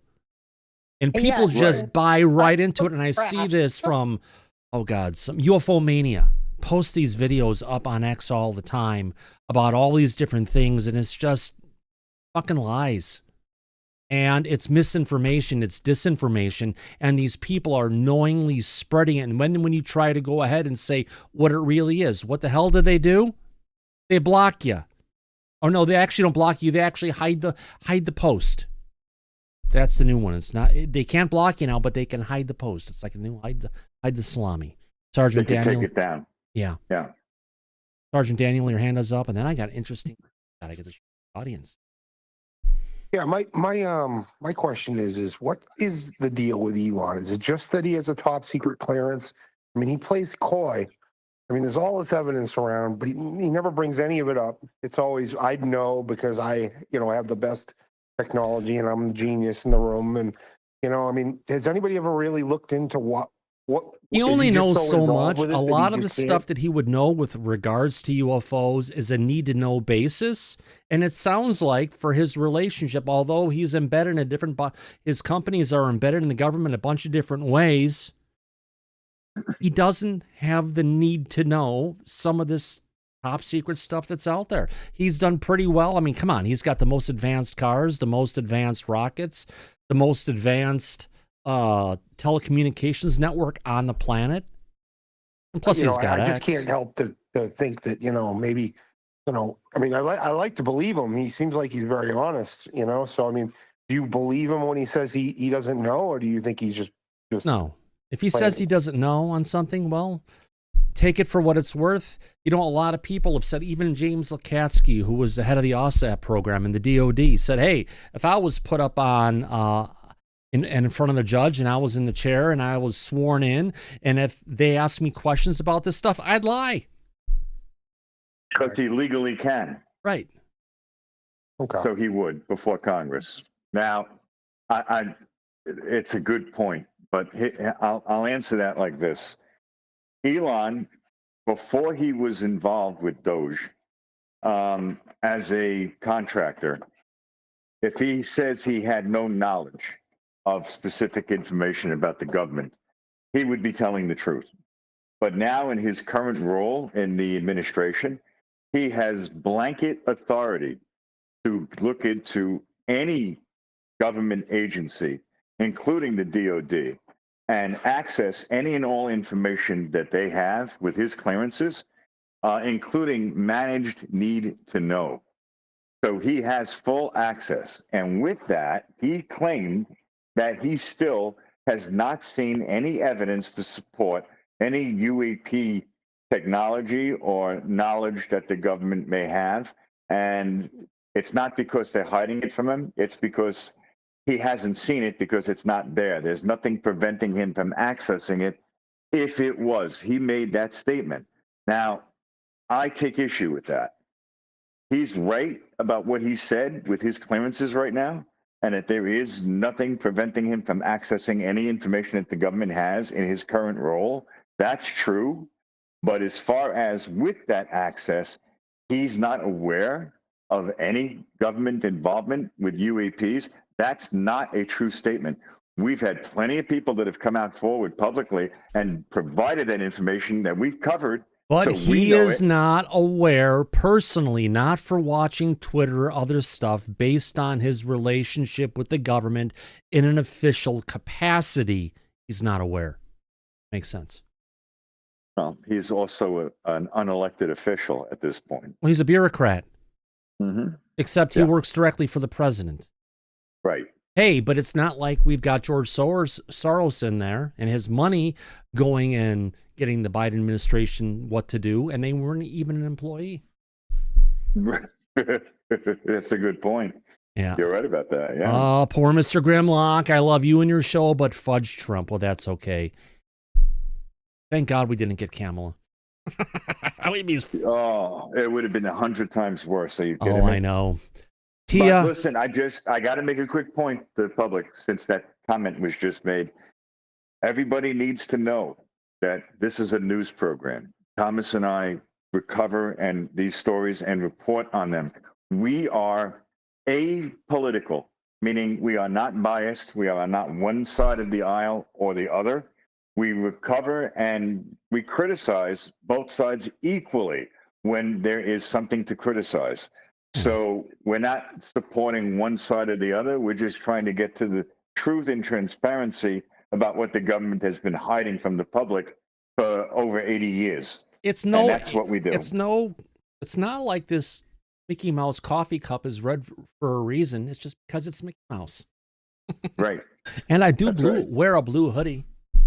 Mm-hmm. And you were a Democrat at one point. Oh, yeah. I voted Right. Democrat all the way through. Every time Obama ran, I voted against Hillary every single time.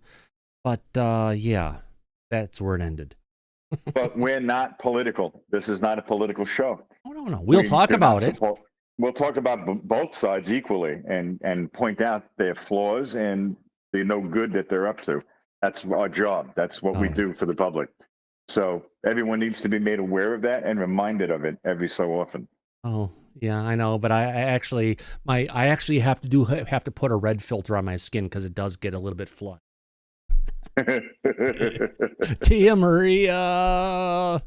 So I wanted to remind people though that Trump really quick, was not- with your hair like that and your skin color from the lights, you look like the Borg queen, which is a good thing. She was very pretty. Well, thank you, Thomas. Doesn't she? Go ahead. Yeah, I think I wanted to remind people that he was not a friend of Epstein's like that. He went to some parties, but Epstein made a perverted pass at one of his friend's daughters, and he turned his ass in to the FBI and like took it all the way there. So whether Trump may have been on the same flight or around the same whatever, they were real estate giants. He was not raping little girls like the rest of them were. So well, that being said to you, then I have a simple answer for that. Release the files. Give us all the information. Well, and that's then fine, we'll know but the I mean, truth. Trump has always said that before he even became president of the United States to release the files. Well, and he that also was on said flight modes. I mean, there was a lot of people on flight modes. He also that doesn't said mean he was raping little girls, and he never went to the island either. By the way, he also said when he was asked during his campaign if he was to release all this information that the government has been hiding, especially the previous administration, they then followed up and wanted to know if you release the information, would it be redacted? And his answer at the time was no redactions. But we're not seeing that now. Well, the thing is, I think the only reason they redacted stuff is they didn't want to put everyone's personal phone number and email address out there from the address book. Victims. And they said that too. By the way, well, this wasn't victims; these were all the people who were. They have to make them out. Yeah, these were all the people in his address book, which aren't necessarily victims; they're more like clients. Right. But just because of them people in the address book doesn't mean they're all child rapists either. I mean, I live here on my street. If there's a fucking terrorist next door from me or a cannibal next door, it doesn't mean that I'm a cannibal and a terrorist. Scaring everybody. No, but here's the thing to you. If there was a registered sex offender in your neighborhood, you can publicly look it up online and see exactly who that is. Well, I hope so.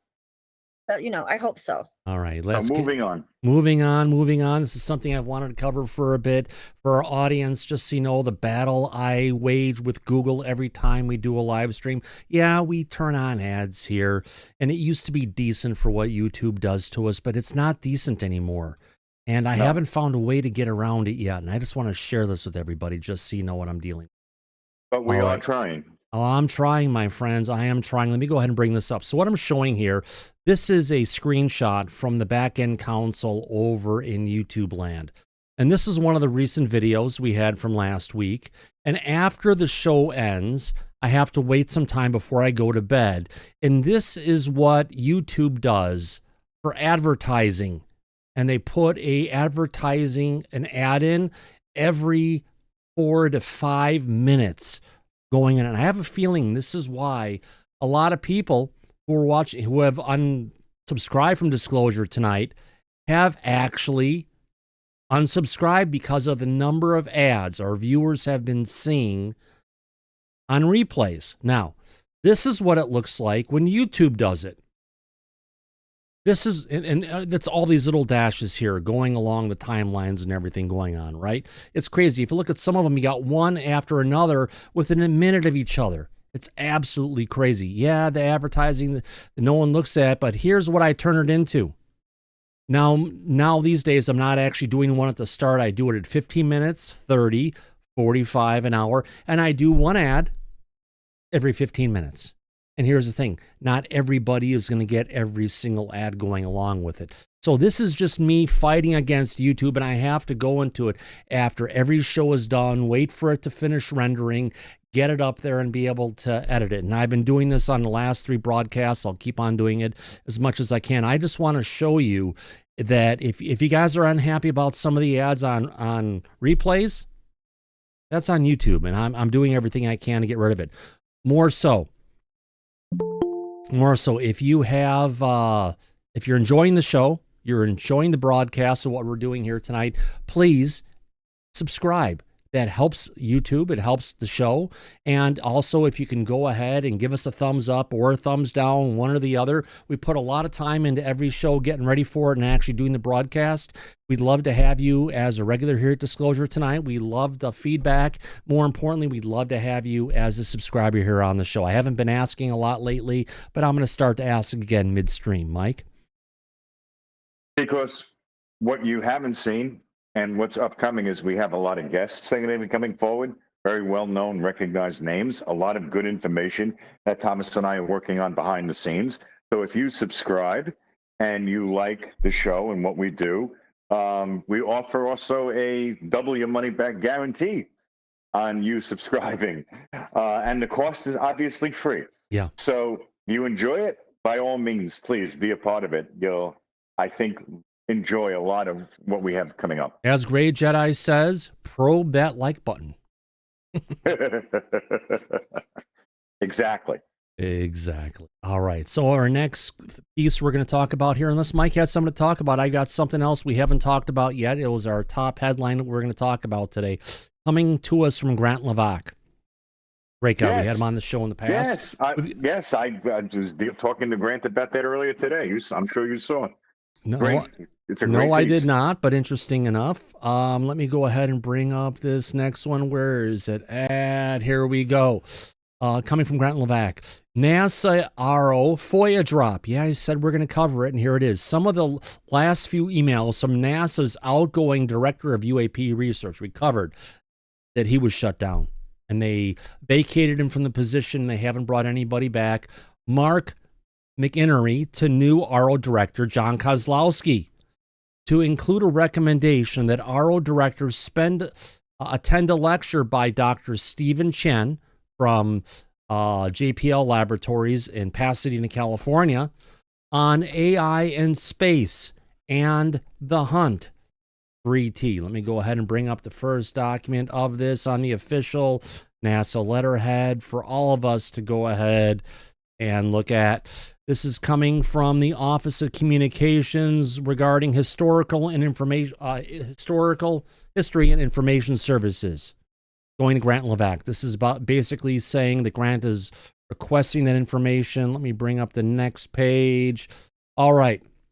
Here is the email that Grant actually requested that is going from John Kozlowski to John Kozlowski. Let me zoom this out a little bit. Here we go. Hey, John. If there is interest and your schedule permits, artificial intelligence in space and the hunt for extraterrestrial life on September 10th from 10 a.m. to 11 a.m. Eastern Time from NASA's Goddard Space Center. The GFC-CAIO and AI presents Artificial Intelligence in Space and the Hunt for Extraterrestrial Life by Dr. Stephen Chen, Technical Fellow of Artificial Intelligence. Artificial intelligence is revolutionizing many aspects of the space sector. Dr. Chen will highlight how machine learning is being used to triage, analyze, and classify large data sets from optical and radio astronomy and Mars orbital and surface imagery. Next, he'll discuss how automated scheduling is used to operate many space missions and coordinate assets to track dynamic space phenomena such as volcanic activity and flooding. Then he describes how AI is being used for spacecraft and rover autonomy to enable more efficient operations of complex and high-value spacecraft and rovers. He then discusses emerging applications, the mission design, operations of large-scale constellations, and exploration of extreme and truly unknown destinations. Finally, Dr. Chen will describe how AI is critical to future efforts to search for life beyond Earth, such as the Europa submersible to hunt for life on under-ice oceans of Europa and interstellar missions to explore distant solar systems. Up a little bit so our audience can see it. If you can, sorry, the text is small. It's the best I can do. Dr. Stephen Chen is a technical fellow of senior research scientists and the head of Artificial Intelligence Group at the Jet Propulsion Laboratory, California Institute of Technology in Pasadena. He has played a key role in the development of AI software to a wide range of missions, including autonomous spacecraft on EO-1, Earth Observing Sensor Web, Watch on MER, IPEX, and ESA's Rosetta, the EMIT, and the M2020 Perseverance rover. Dr. Chin has received numerous awards for his efforts. He has been recognized 4 times in the NASA Software of the Year competition from 1999, 2005, and 2011. He also received 4 NASA medals for his work in AI for space science in 97, 2000, 2007, 2015. Wow, that's early in the stages. In 2011, he was awarded an inaugural AIAA Intelligent Systems Award for his communication contributions to space autonomy. Dr. Chen holds a BS in computer science and his highest honors, with concentrations in economics and mathematics. How about that? Let's bring up the next page. Going to John Kozlowski. Let's see what he has to say. John, enjoyed our conversation this afternoon. Thank you. I mentioned NASA has a liaison dedicated to the whole of DOD, and the office they work out of is the legislative and intergovernmental affairs. That position was vacant for a bit as staff shuffled. However, I can look to who backfilled if interested. One more email going to John, coming from the same person, I believe. This one's coming from the same person again. John, thank you. If there's something I can do to support your work for my new position, please don't hesitate to reach out. I would welcome a chance to host you at NASA. It's an amazing agency to work for with a lot of ongoing missions that I'm sure you will find interesting. I can, of course, give you the General Goddard tour anytime. However, I'll watch for dual opportunities to capitalize on that tour. Good luck in your new position. So some little communications there, Mike. Nothing deep, but at least they're pointing to John Kozlowski to potentially look at what's been going on for using AI for analyzing data for looking for UAPs. That's very interesting, and I think it's a step in the right direction as far as continuing to look for UAP and using modern tools that could be very effective in that. It's really, I think, amazing if they're going to actually follow through on that. It may provide some answers that have been elusive up until this point. But that's not what I was talking about with Grant. I sent you the DM earlier today when he did the post on Dr. Stephen Greer. Fill me in, Mike. Go ahead, fill us in. Please do. Okay. Grant had actually done research into the claims that Dr. Stephen Greer had made publicly, that he had gone to Australia, Dr. Greer. Oh, yeah. You remember, I sent it to you this morning. And Grant answered back on the work that he's doing, which I think is truly amazing. And he's all the way in Australia, so he's not leaving any stones unturned in regards to this, which is fantastic. Dr. Greer, he had a podcast interview with Chris Leto, and he claimed that he had met with and briefed the Australian Minister for Defence on the UAP UFO issue in 2013. This is further supported by a document publicly available within the Disclosure Project Intelligence Archive, which claims that Dr. Greer had briefed the Australian Minister for Defence, Stephen Smith, as an inverse witness. It's public knowledge that Dr. Greer had traveled to Queensland, Australia in August of 2013 for the premiere of his documentary film, Sirius, and a number of other engagements. Travel expenses secured for release through Australian FOIA confirmed that the Australian Minister for Defence, Stephen Smith, did not travel to Queensland in the months of August 2013 and September 2013. And Grant was able to uncover this. So Stephen Greer wasn't telling us the truth? No, he was not. And further got caught out in a lie directly by our good friend, Grant Levac. Well, if he wasn't traveling to see that guy, what other guys he was traveling to hang out with? Only DC Muscle Wolf knows for sure. Yeah. Imagine that. But do you think he's going to give an answer on that? Probably not. Oh, hell no. No, he's not going to respond to this. He's not going to tell the truth. And he continues to be caught telling all of these lies consistently. Now, that being said, since this is all coming out to bear publicly, people that are associated with him in his camp, like the current whistleblower, Jake Barber, who is closely affiliated with Dr. Stephen Greer and pushes the CE5 type of points that Dr. Greer makes all the time. I think this is a credibility killer.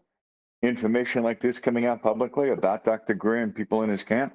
Oh my God, there have been so many credibility killers that have come out about Greer, and he still keeps going. Yes, he does.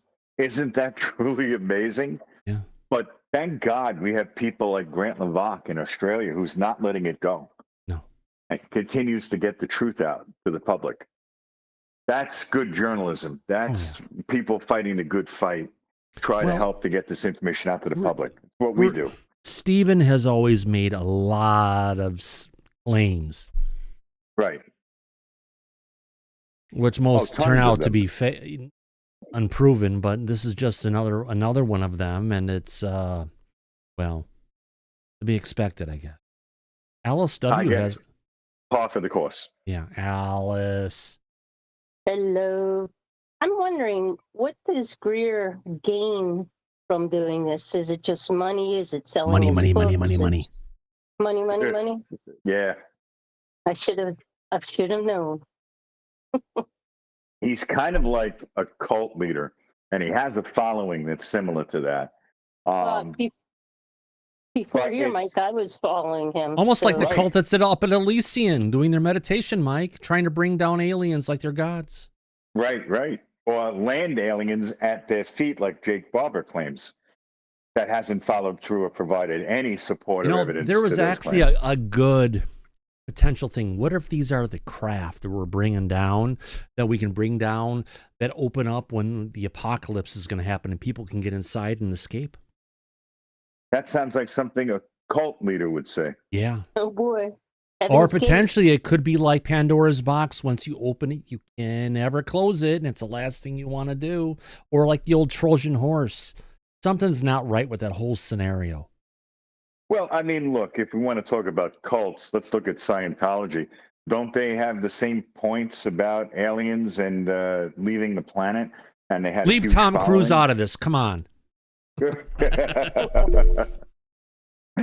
But yeah, it's typical cult mentality with followers and people putting in their money and their time and being defrauded, and they're being grifted, and it's not fair. And Alice, I think you answered your own question, because you then said, well, I would follow him. I used to follow him. So you know what we're talking about. People do. They're not until familiar with here, it. I learned here that I should give that second thought, which I have. And especially seeing your guests that you've had recently talk about them also.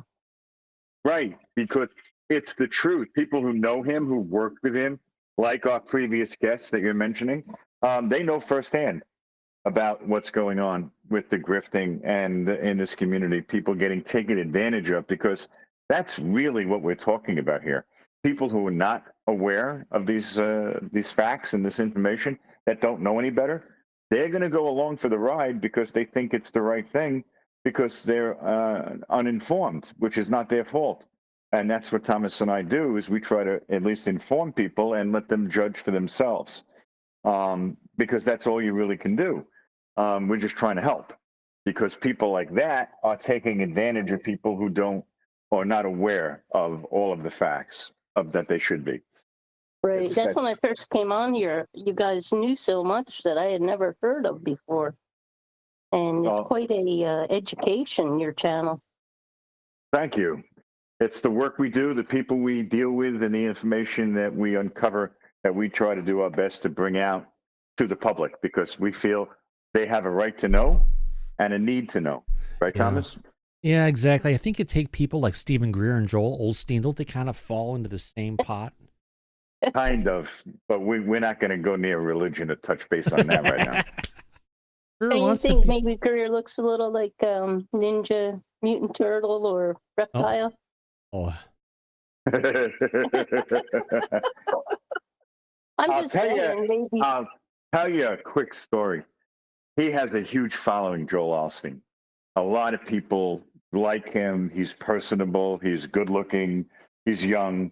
And people in his congregation, they need someone to follow for guidance. If you notice, you never see him and Gavin Newsom in the same place at the same time. Oh, funny side note about Gavin Newsom. His ex-wife is President Donald Trump's son's current girlfriend.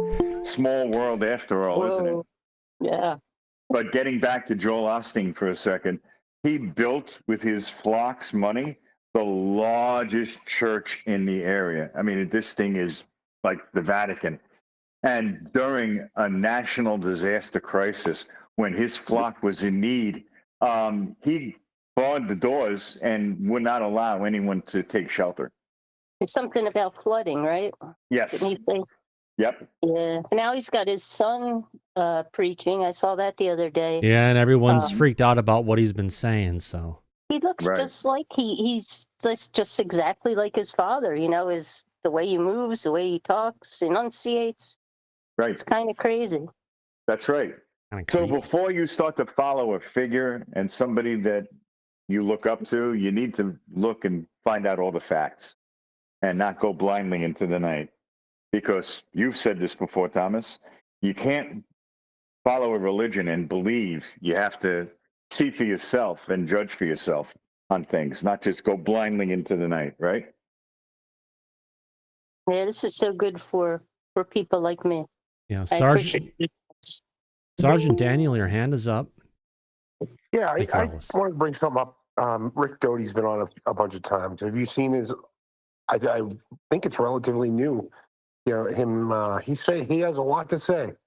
There's a bunch of videos out recently. Oh, Rick always has a lot to say. Yeah, but do you have anything specific you want to make a point about? Yeah, definitely.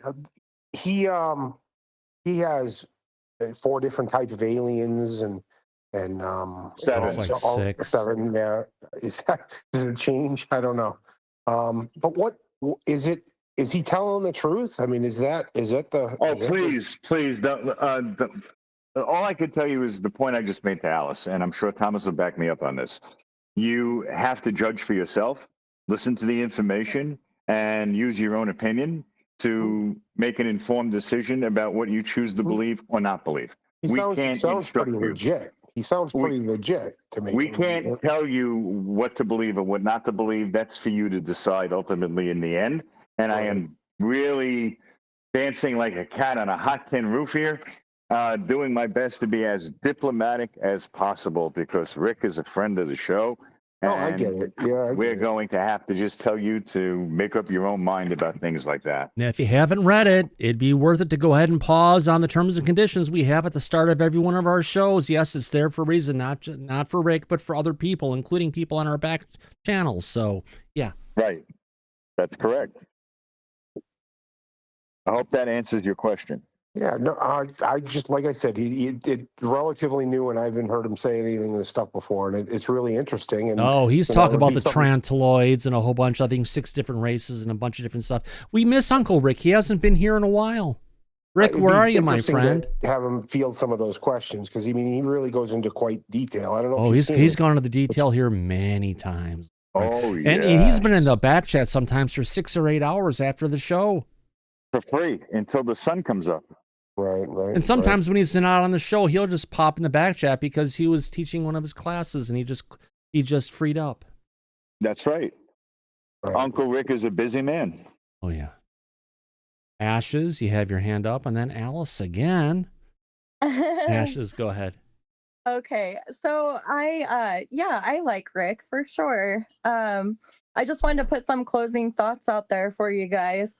Stephen Greer's a wild card in the UFO scene. He went for briefing Clinton's team on ET secrets. Oh, he didn't brief anyone in the president's thing. It's all freaking bullshit. Yep. Yeah. So he went to that to leading Desert Chance with CE5 and a hefty price tag. Some call it arrogance, others a grift.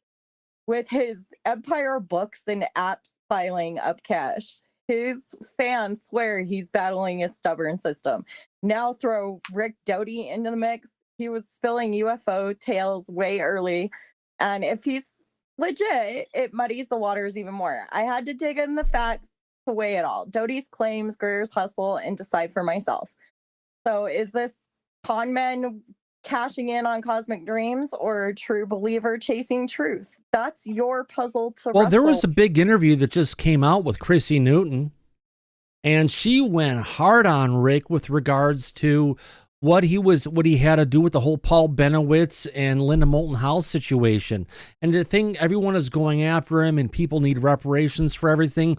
Who they need to be going after is not Rick. They need to be going after AFOSI, because that was the organization that was employing Rick that had him do all this shit. Right, Mike?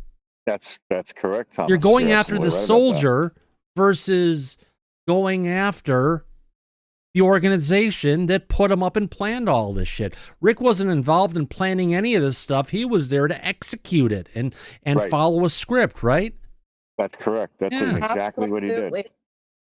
So it's everybody's puzzle to just, work with.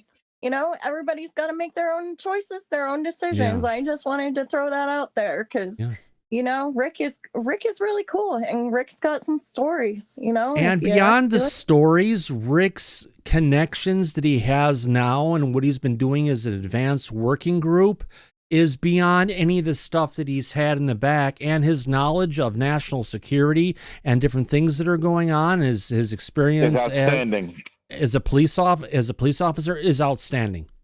For sure. And that's why we call him Uncle Rick, because he's a cool person to listen to. You can get some information from him. But, in the end, it's all our choice. So there you go. And for any of those who hung out with us on New Year's Eve, Rick was part of it. My God, Mike, that was a blast. Oh, it was. Oh, it was so absolutely. good that we can never put that video out there for the audience to watch again. Sometimes we have events that are so good, you can only catch it live. Right. And be a part of it. Yeah. And by the way, for all the people who've been watching the show tonight, you shouldn't be seeing any ads during the show. I have that turned off, and it's only the people who don't watch it live get stuck with ads, which is a lot of viewers, but you know what? We're There's a price working to to pay. try to deal with it. Yeah. So don't worry. It's going to get better. It's going to improve. Just follow and rewatch. And we're here to bring out all the information for everybody, free of charge. Mm-hmm. We're going to out you. We got two more people in the back with their hand up. Alice, and then none of your business. Susan. Good I to know. hear from you, Susan. I'll go to Alice first, and then. Yeah, Alice. Yeah. Thank you.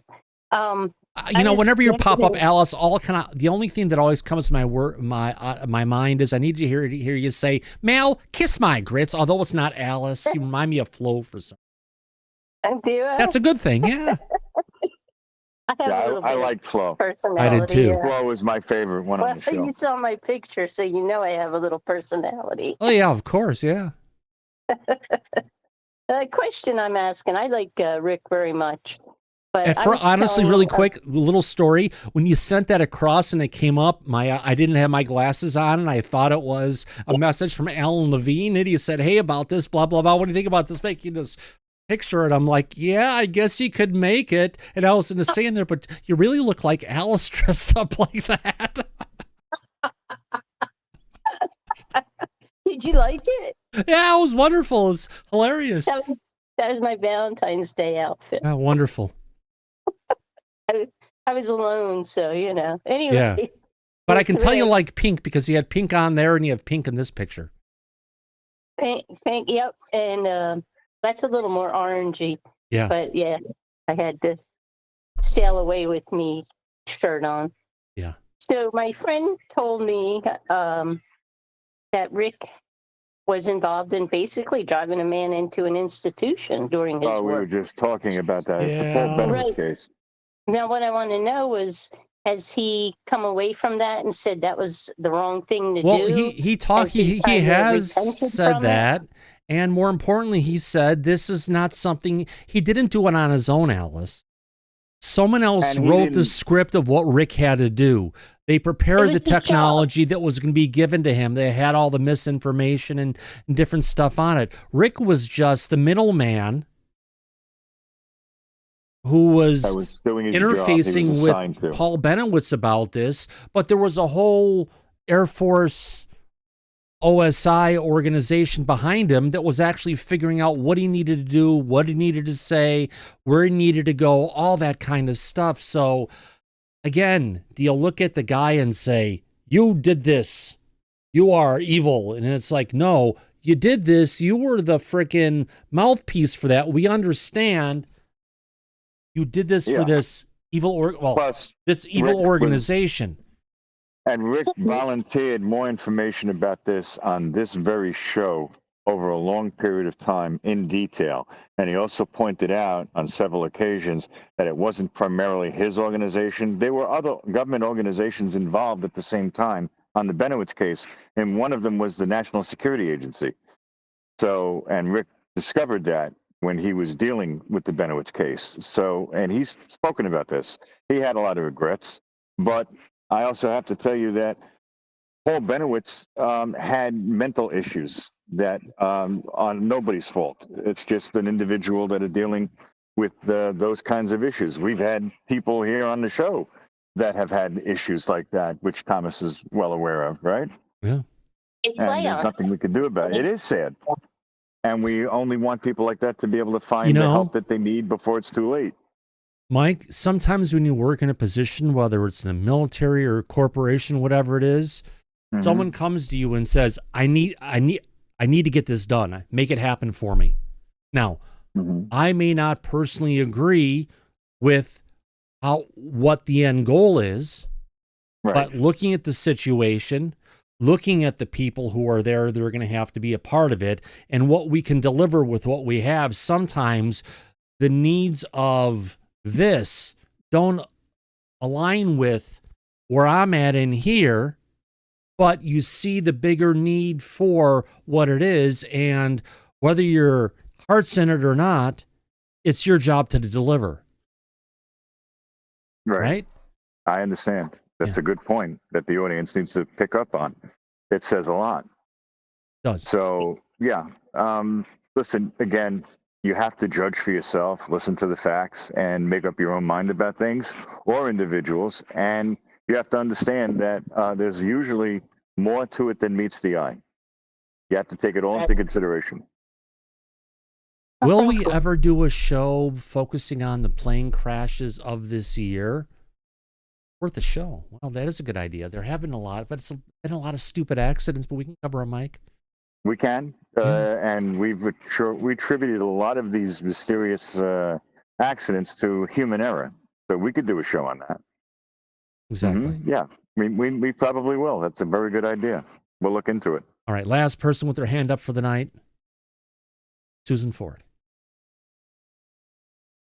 You got to remember, when it comes to Rick, he can only work within the boundaries of operational standards and practices and procedures of the company he was working for at the time. If he had gone outside those directives and procedures, he would have been sacked or faced charges within his own organization, which he hasn't. Right. So, you can't hold anything against him that he did in the course of his job because he was following a lawful directive.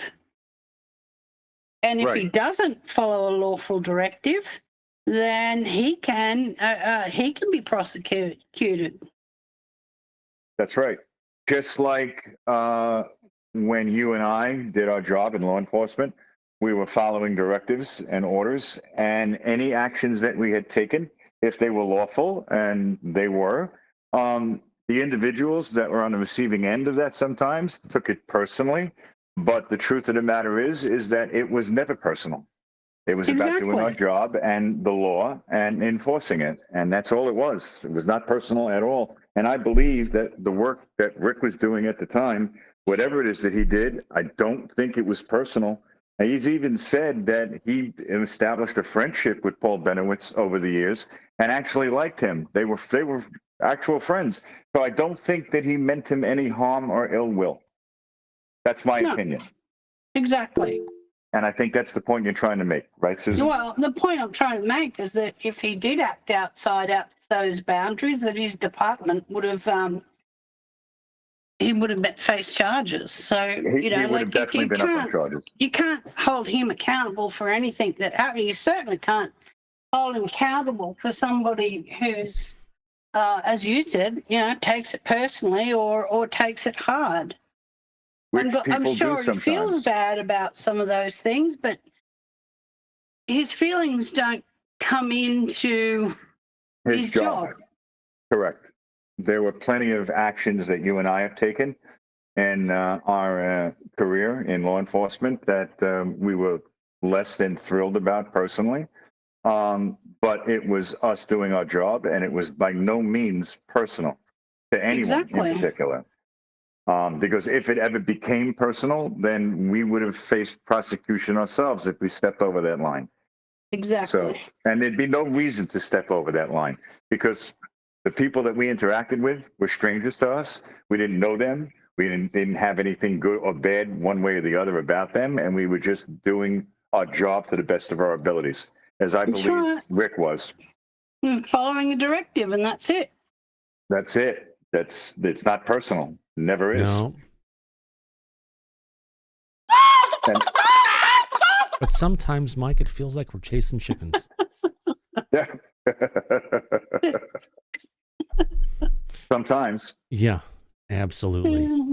So you were working on something before the show. I guess we have to talk after the show to figure out what we bring on the show, it sounds.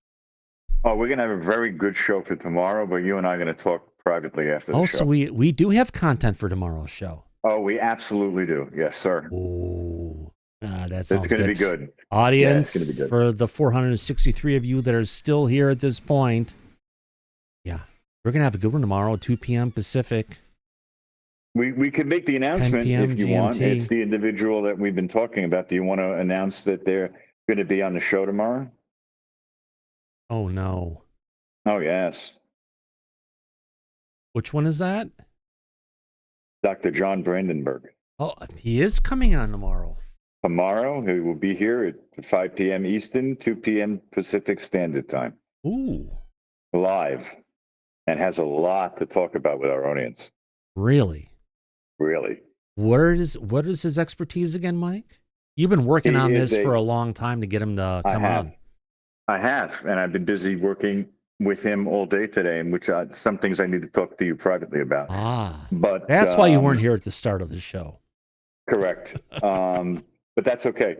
It's going to be a hell of a show. And he's a plasma physicist by trade, a scientist. He has a PhD. He's worked with many famous scientists in this field, especially in regards to UAP. Yeah. He's known Hal Puthoff for 30 plus years.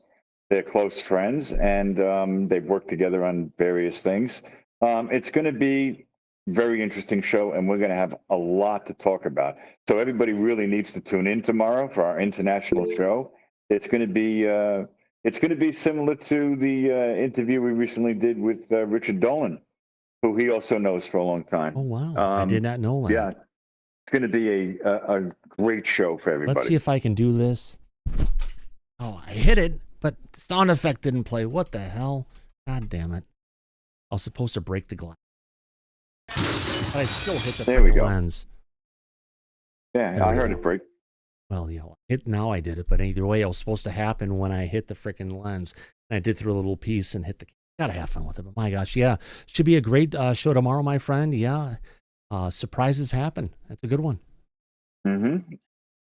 All right. On that note, let me go ahead and where is the sets? Oh, frequent. Let's get to it and let's play it.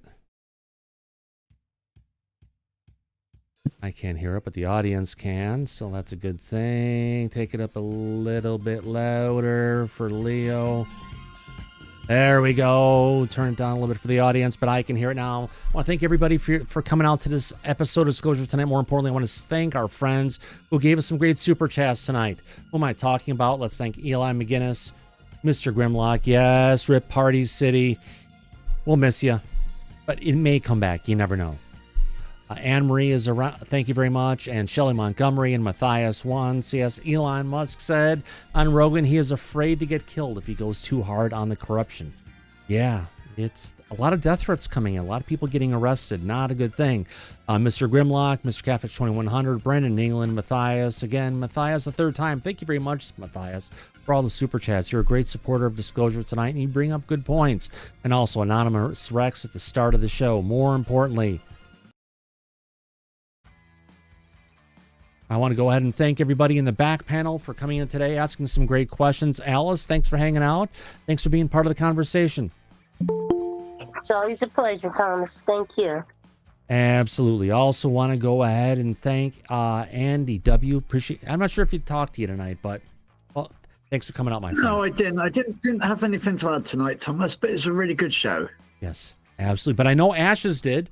Thank you, Ashes. Appreciate it. Heck yeah. Love to be here. Thank you. You better believe it. Ed Brown. Thank you for Good coming to out, be here friend. tonight, Thomas, and really enjoyed the show. Mike, you're just an absolute expert on all this stuff. Really appreciate you. Oh, thank you. I appreciate that, Ed. And thank you for joining us. It's good to have you a part of this. Absolutely. Thank you, Ed. Freezerman71, thank you from Canada. Thanks, Thomas. It was a great show, guys. And I'm sure we have lots to discuss still. Oh, you never know. Remember, friends, the after show is, well, after the show is over, follow the link at the top of the chat if you want to hang out with the conversation and let it continue for maybe hours at a time. Yeah, after the show, there's always something to talk about, it seems. I also want to thank Susan Ford, None of Your Business. Appreciate you coming out. You're very welcome, Thomas. Great show as always. Yes, and Nick has got his hand up as the audience is walking out the door. Yes, Nick.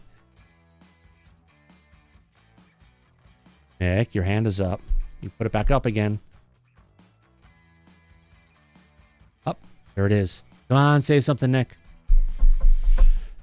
Maybe not. We'll wait until after the show is over. That's probably when his hand up is up for. Also want to thank, Sergeant Daniel. Thank you for coming out. Hey, thanks for having me. Syrup, appreciate you being here. Good show tonight, Thomas. Thank you, appreciate it. And Pia, thank you for coming in. Always a pleasure, Thomas. Thank you. It was a great show. Thank you very much. And then that brings us back to, let's play it again. Mike, Disclosure. Thanks for coming out, my friend. Oh, I had to. I wouldn't have missed it for anything. I've just been a little busy getting ready for tomorrow's show.